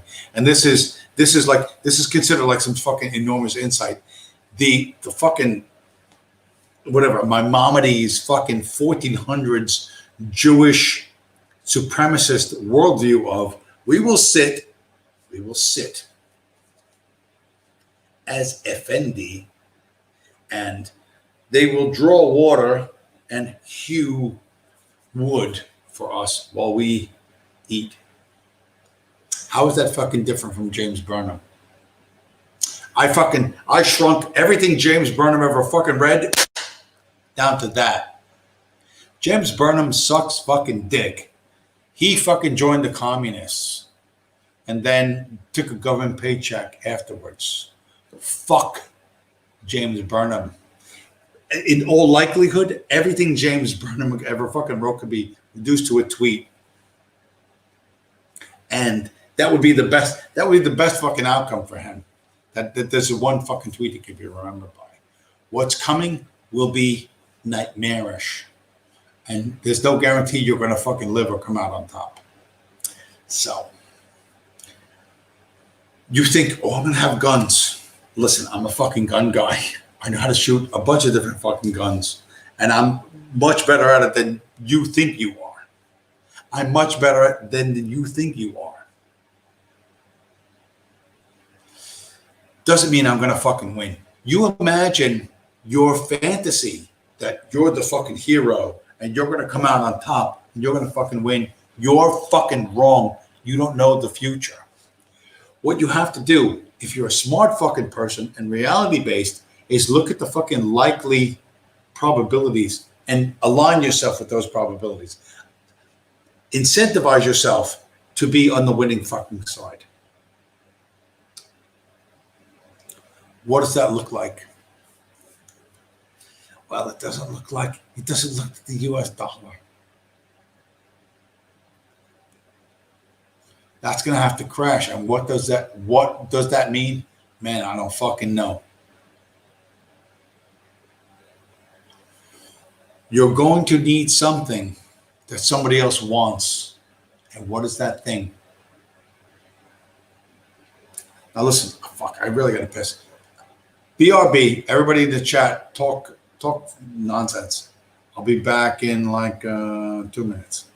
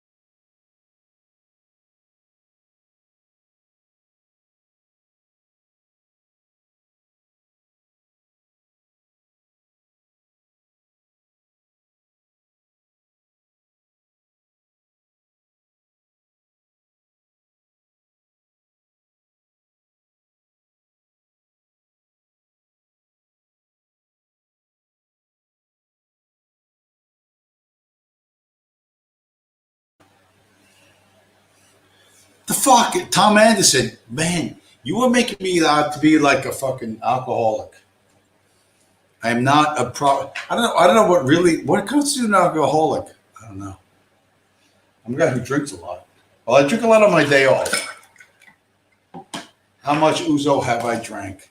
How much have I crushed? There's the bottle. So it's like a third of a bottle. It's 40 proof like vodka or scotch or whatever. So what is it? 32 ounces divided by 4. I don't fucking know. The fuck do I know? Listen to me. Math is not my strong suit. I'm not fucking counting. No, I'm not past the half. I'm coming up to the halfway. Maybe like coming up to the halfway point. About halfway. Approximate. We're approximating halfway. Fucking Tom Anderson. All of a sudden, he's a fucking scientist. He's got his little chart. He's got his clipboard out, and he's his fucking protractor. Fuck you, Tom Anderson. What is the best brand of ouzo? Wow.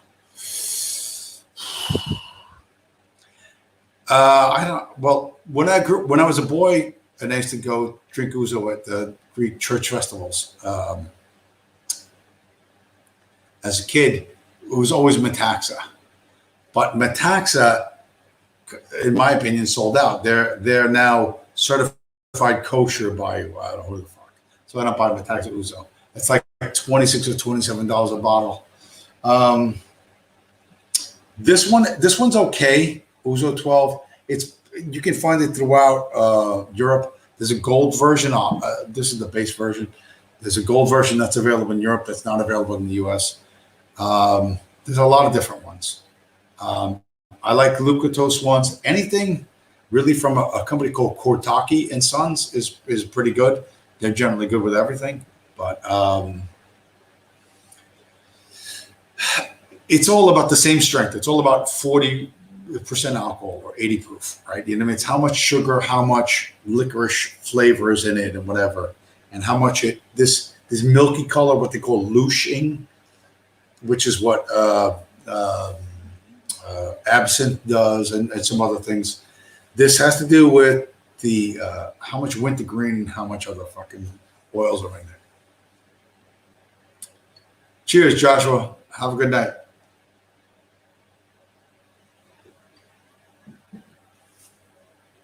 I don't know what the best brand is, but it's not Metaxa. Don't buy Metaxa because it's kosher. Buy Lucatos, was the one I used to drink, but I can't find it close by anymore. Buy this one. This is not bad. This is like $20 a bottle for 750 ml. And you can get fairly well launched off it. But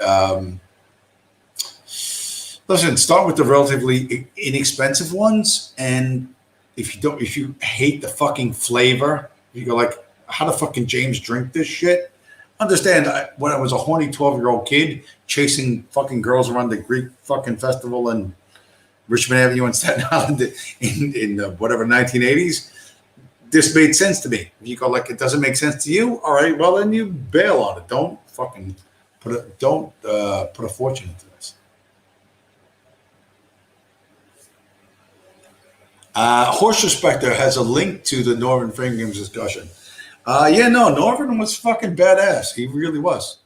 I'm not kidding when I say I fucking respect that guy a tremendous amount.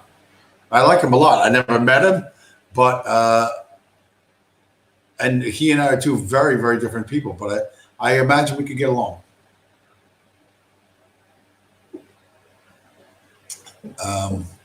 We've done so online and whatever. So, but a lot of this. Here's the thing. You want to be. I don't know. I'm not sure what is your point of being here, right? So you're living in this fucking world of Semitic influence, right? Hollywood, television, radio, social media, and you're swimming in this, and you're like, "Fuck, this is wrong. This is not correct. It doesn't fit. It doesn't work." And you're trying to figure this out, right? So there's also YouTube offers all sorts of kind of landing platforms. The right wing, or people who were at least leftists, excuse me, started saying, "Hey, here's a platform I can use. Maybe I'll attract some listeners." And it did. And so, like, the alt right was born, right? And it had partially to do with social media, people unhappy with standard conservatism or right wing politics, and they're like, "Hey, this doesn't work. Why are we fucking spending endless money, like fighting wars in the Middle East, and America's fucked up, and like trying to sort through these issues." From this, different personalities emerged, right? And amongst them, one of the really the strongest was a guy who, unfortunately, physically, he had his genetic heart issues. He has a bunch of other issues. Norman Hobbs kind of rose. He really did rise as a fucking star. That and I like Norman a lot. Like I said, I debated him. He's a guy I could probably see eye to eye with on most things. But he has very real physical limitations. But I think what he did was he kind of pointed the way for a lot of people. You know what I mean? In saying that, there's a different way there's a different way forward than what they're offering you and what you think is possible. And I believe that very much as well. Hey, Zoo, you're in the chat. Hey, what's up? Welcome to the show. You fucking finally showed up. $3,000 ETH. Good for you. Sell right now and buy Bitcoin. Sell and buy Bitcoin. Ethereum has a marketing company. Ethereum can be changed at any moment, at any time. You're listen to me. You're rolling sevens. You're at the fucking craps table and you're throwing this like 7, and it's like boom 11, and it's like I need this number. I need 6, and then boom it comes up 6. And you're like, I need boxcars. Boom, and it comes up boxcars. That's Ethereum right now. But you're going to roll a dice and it's going to go badly for you. So I don't know how much you're in profit, but take some profits and put it in something that is safe and will be here 10 years from now. And that's Bitcoin. That is my suggestion to you. Okay. Norman Hobbs, Josh Dietz. Josh Dietz paid a big fucking price for thinking his own thoughts and following his own fucking instincts. Very few other people have. I don't know how. I'm assuming he's obviously landed on his feet, and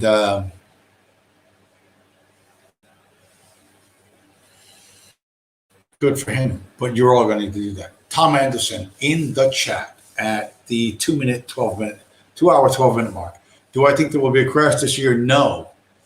The thing about Walmart, I mentioned this like a fucking hour and a half ago. How much money will they print in 2022?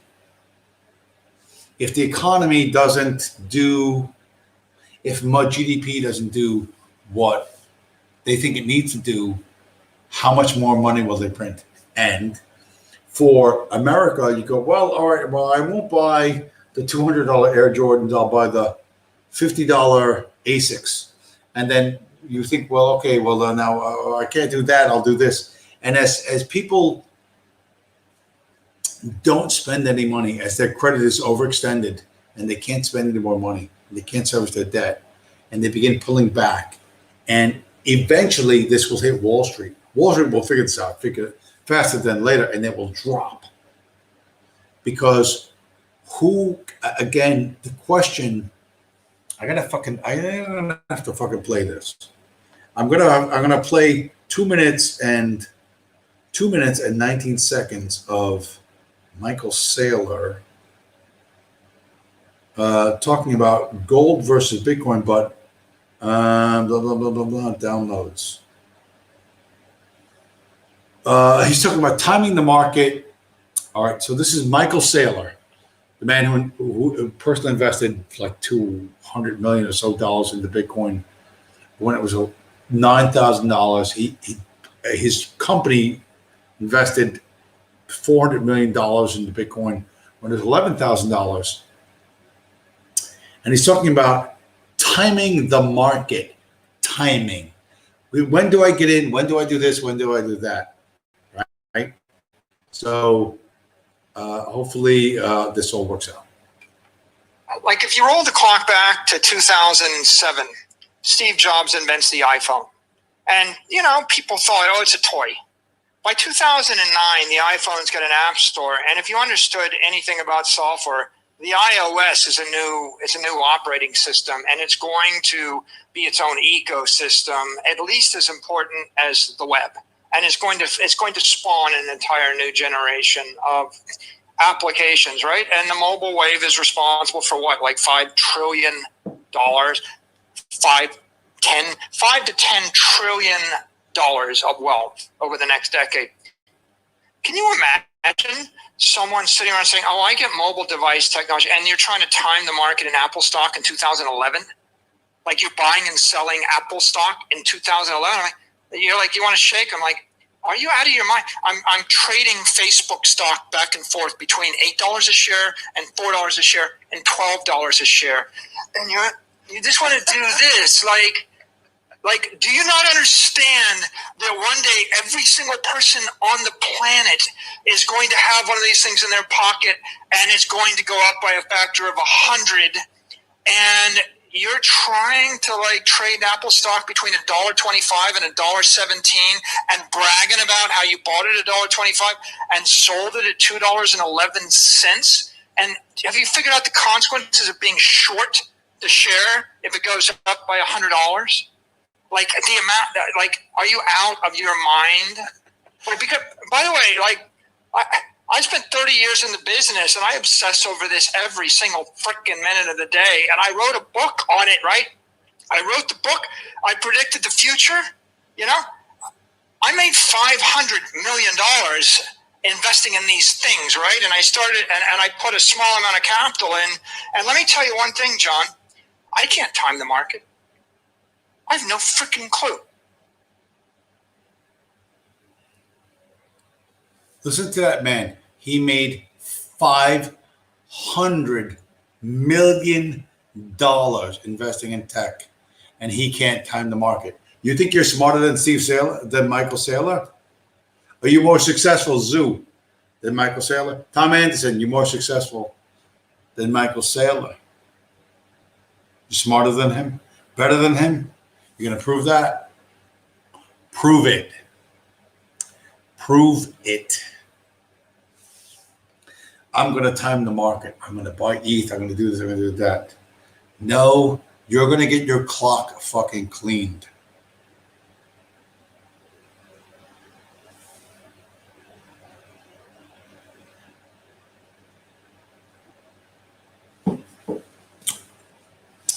The idea you're addicted, you're snorting coke out of the ass crack of the supermodel and imagining she's going to suck your dick in the Lamborghini afterwards. I understand how powerful that is. I really do. I really fucking do. I really do. Here's the thing. You don't. You're so caught up into it. You can't fucking imagine that it's not real and it's not 100% going to last forever. Michael Saylor will be historically more important than any of us will ever be. And he, in that clip that I just played, 2 minutes, 19 seconds, is more honest than most of the elites will ever be. So, you think you're smarter than him. You're faster, you're more nimble. Okay, or whatever. I'm not going to argue with you. You want to play ETH, Monero, Dogecoin. I don't fucking care. I am a relatively simple man, and I am going to do one thing and one thing only, and that is Bitcoin. Because that was here 10 years ago, It will be here 10 years from now. It will be here longer than I will be alive. You want to play casino, you want to do whatever you want to. God bless. Cheers. Fucking cheers.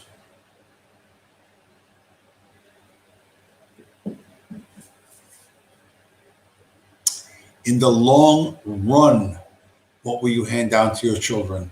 What will you hand down to your grandchildren? Oh, you don't want to have children or grandchildren? You don't think of beyond your own life? Okay. Okay. That's fine.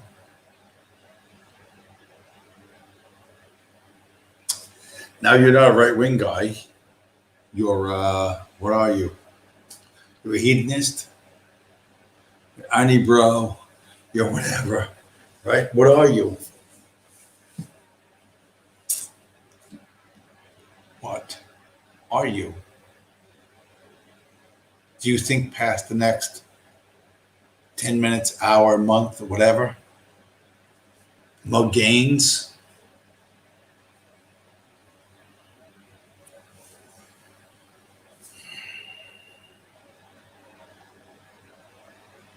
What are you against then? Is it really that you are against elite power?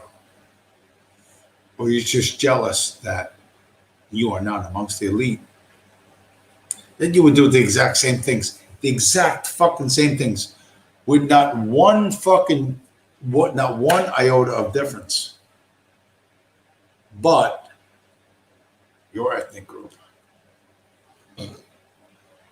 would be the elites. What's the fucking difference? How are you different from them? In any way?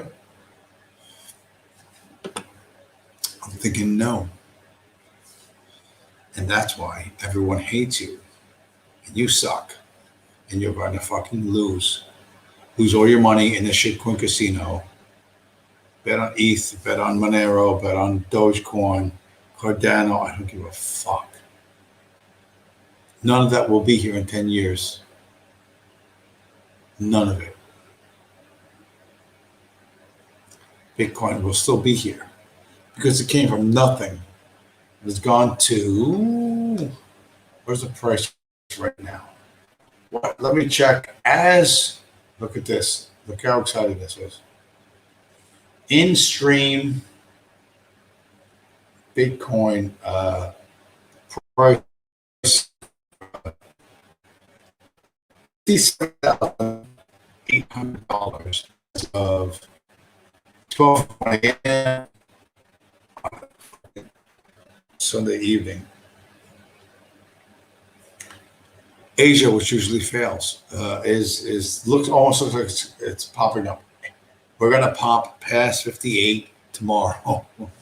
We're up 1.83%, 57.8 right now. New York hasn't opened. The legacy financial system of Wall Street still has enormous power. It has ridiculous fucking power. And tomorrow, between 8 and 10 p.m., Bitcoin's going to go. Why? Because all the stock brokers who are now crypto brokers are going to get phone calls from their rich clients going, buy, buy, buy, buy, buy. They're going to buy. Horse respect, right? Gemini, the Gemini Exchange. The NSA tried to steal yes, for real, the National Security Agency of the United States of America, or whatever the fuck they call themselves, try to steal my Bitcoin. They steal Bitcoin on the regular from everyone in the world in order to prop up the dollar. That's what they do.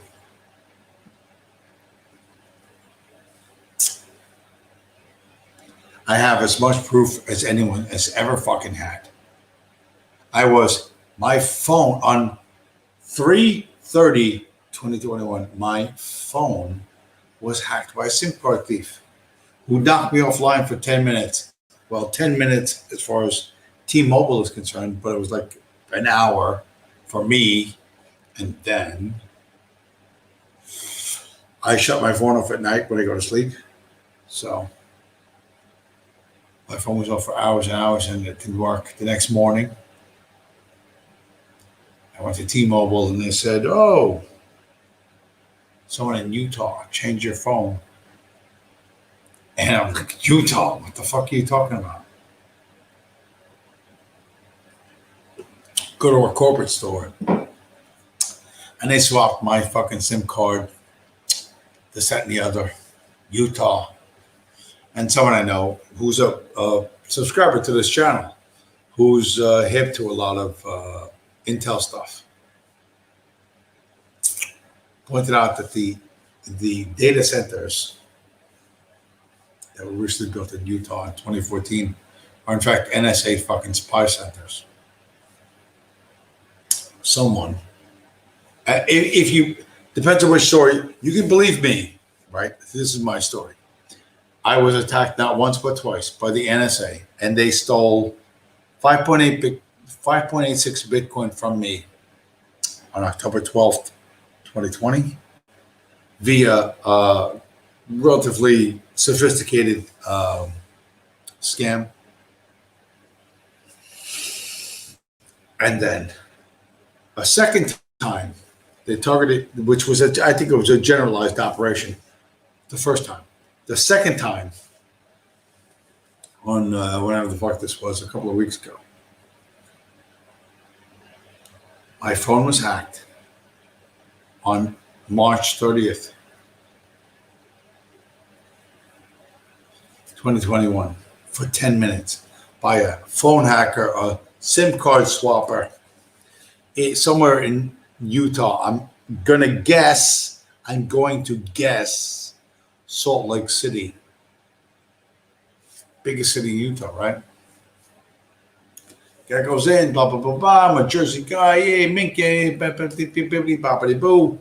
Changed my Android phone to a Apple phone. Okay. What's your PIN number, sir? They guessed that like this. My PIN number is blah, blah, blah, blah, blah. Got it right in the first time. The clerk said, okay, sir. Take the Android phone off. Put this new Apple iPhone on. $1,000. I bet $1,000 Apple phone, iPhone. I don't fucking know. But this only lasts 10 minutes. But in that 10 minutes, in this magical fucking window of 10 minutes, someone discovers my email address. Oh, they got it from your cell phone fucking profile. There was no email associated with my Metro PCS fucking card. Metro, I use Metro PCS, Metro piece of shit. Right? The cheapest phone service you can get. That's what you're watching right now. So somebody guessed. They guessed what my email address was on Gmail. They're like, I just stole a guy's phone. It was worth $60 a month. Woohoo! Oh boy, $60 a month. Fucking phone service. Now let me guess. I'm gonna guess his fucking email address, because it's not attached to his Metro. It's not attached to his T-Mobile fucking account. They guess what my email address is. What a fucking amazing coincidence. How fucking amazing is that? You can guess what my email address is. Wow, you're like a super hacker. Oh, but wait. But wait, there's more. Not only do you guess what my email address is, you guess correctly the password to my email address. Wow.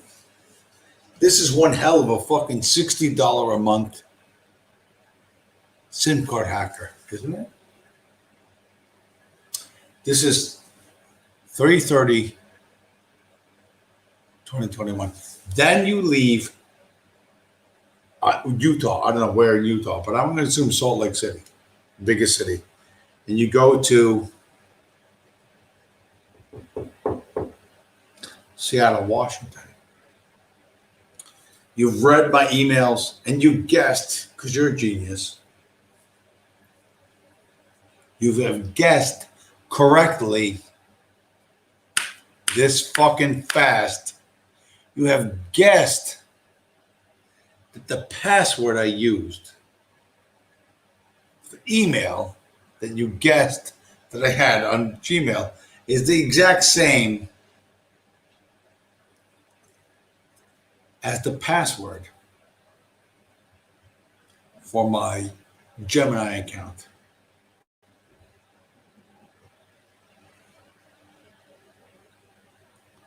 What a $60 SIM card thief you are. Oh, what a legend. What a fucking legend. You travel from Salt Lake City to Seattle.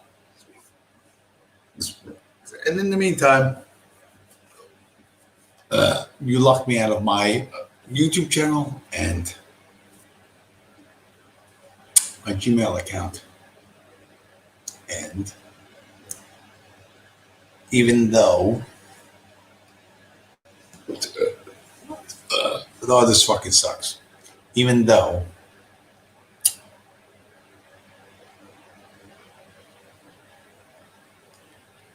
my Metro PCS account is only the $59 account a month, not the next level up.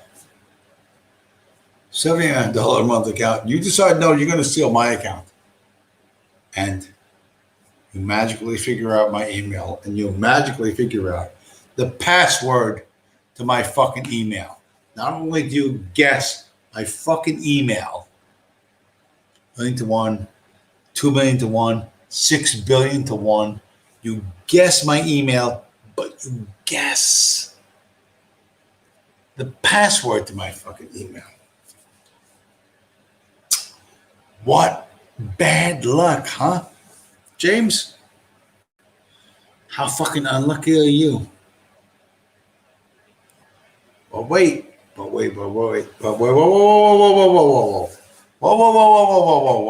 on. Hold up. There's more. You're a $60 a month SIM swapping phone thief from Utah. And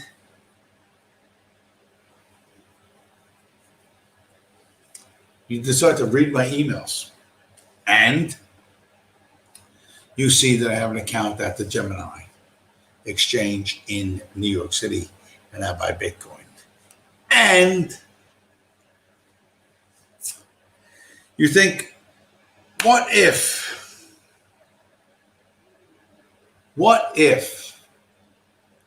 the same password that I magically guessed for his email is the same password for his Gemini account?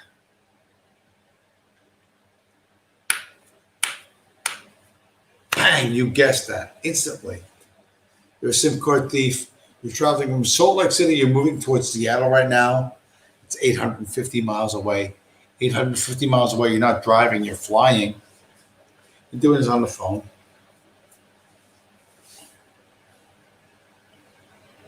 What luck. What fucking luck. And that's my fault. This is my fault. My password was the same. Now you go, oh, look.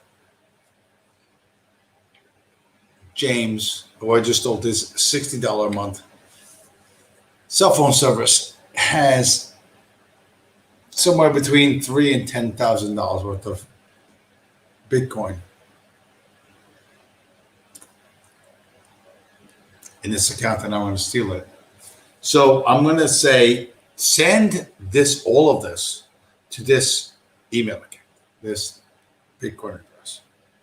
However, when I got fucked, when I got robbed by my own government, by the National Security Agency in October 12th of 2020, I changed how I sent and received Bitcoin. There's now a 3-day, 72-hour hold before you can transmit or accept Bitcoin. So my phone's fucked up. I go check my fucking Gemini account, and what happens? This is on 2 streams ago.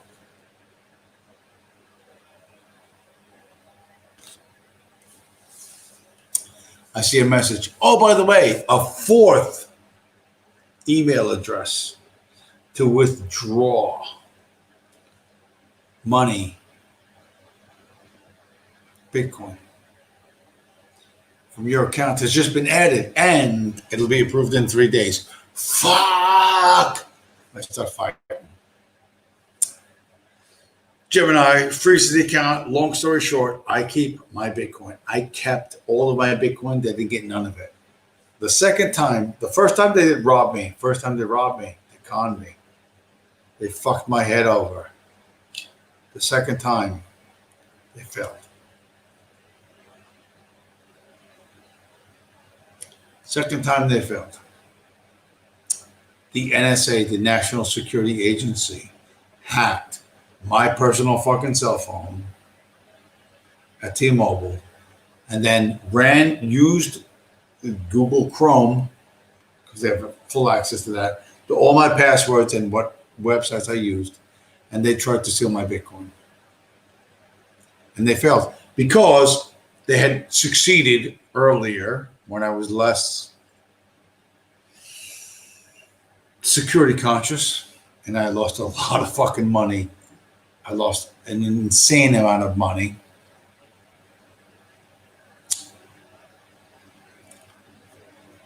First shot. It's a fucking free shot. But the next costs you. You don't get a second shot for free. So, Tom Anderson, how fucking dumb could you fucking be? Listen, you want to bang dumb fucking Vietnamese bros on the beach? That's fine. You think you want to do that with fucking Bitcoin? The fucking communists are going to throw you in a fucking hole and shoot you dead. If you don't give them the fucking Bitcoin, they'll shoot you in the knees or the fucking shoulders or whatever. Your fantasies are fucking retarded. Go to Thailand, where it's legal, and bang the same fucking broads for less fucking money. Christ. The NSA, their goal is to defend the United States dollar, to defend the Federal Reserve Corporation. The NSA, the CIA, the FBI, all of that, every fucking Richard Spencer, Nicholas Fuentes, what's his name? Yoba, fucking Baked Alaska. Do not fucking see that. Are you so stupid? Are you so fucking blind that you cannot see that? The answer, yes. And you know what? You fucking deserve to get fucked. Play games. Think, oh, I'm gonna like fucking. I'm gonna like what do they call it? Juggle. I'm gonna juggle fucking chainsaws and hand grenades and this and that. No, I'm so fucking genius. You're gonna get fucked. You're gonna get fucked on levels you cannot begin to imagine. So what I'm telling you is buy Bitcoin, only Bitcoin, and nothing but Bitcoin. spend all your fucking life pouring everything you have into Bitcoin because it's the only thing that will last into the future. It's the only thing that came from zero to the whatever the current price right now, $57,000, with no marketing company, with no fucking advertisement, with no government backing. If you cannot see the future, you are stupid and fucking blind, and it's not my fucking fault. Good luck staying poor. Have fun staying poor. Play in a casino, buy Bitcoin, Monero, Cardano, this one, that one, VeChain, blah, blah, blah, blah, blah, blah. I don't give a fuck. Sushi, I don't give a fuck. You are wasting your life and your time, and you're going to end up living in a cardboard fucking box begging for fucking scraps. That's your fucking end point as you fucking juggle all your bullshit.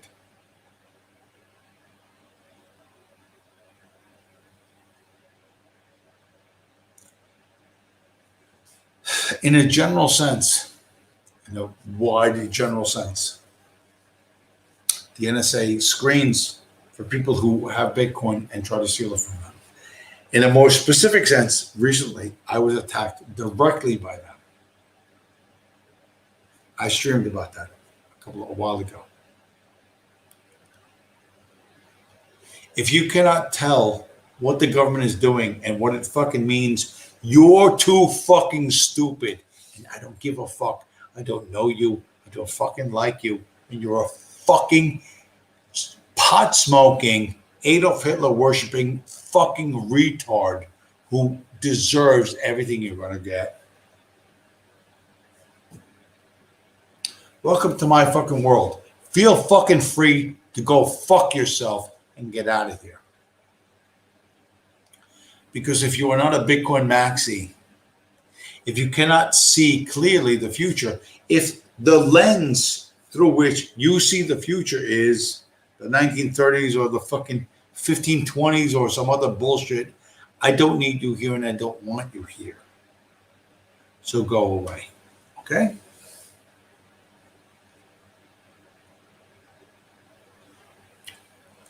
Horse respecter, I lost thousands. I lost hundreds. Horse respecter, listen to me. I lost hundreds of thousands. Right at this point, $350,000, $370,000. I have lost hundreds of thousands to the NSA. And should I ever be in a position to take fucking revenge on them, I fucking promise you I will. Right now, that's not going to happen. But, whatever. Okay.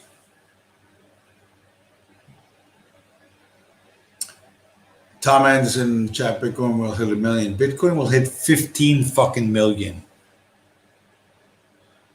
15 million. By the way, the WAP is a shitty song.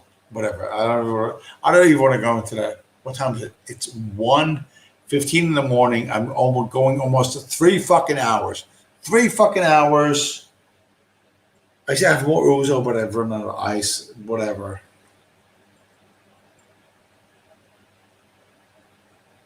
Listen, guys. Everybody, thanks for showing up. All you will think about in the future, from now till the end of whatever, it's crypto and Bitcoin and getting rich and getting away from diversity. And you don't know that yet, and you don't understand how that works. But thank you all for coming here and hanging out for 3 hours. And I, hopefully, depending on how work goes, we'll see you again next week. And good night, everybody. I'll see you next week.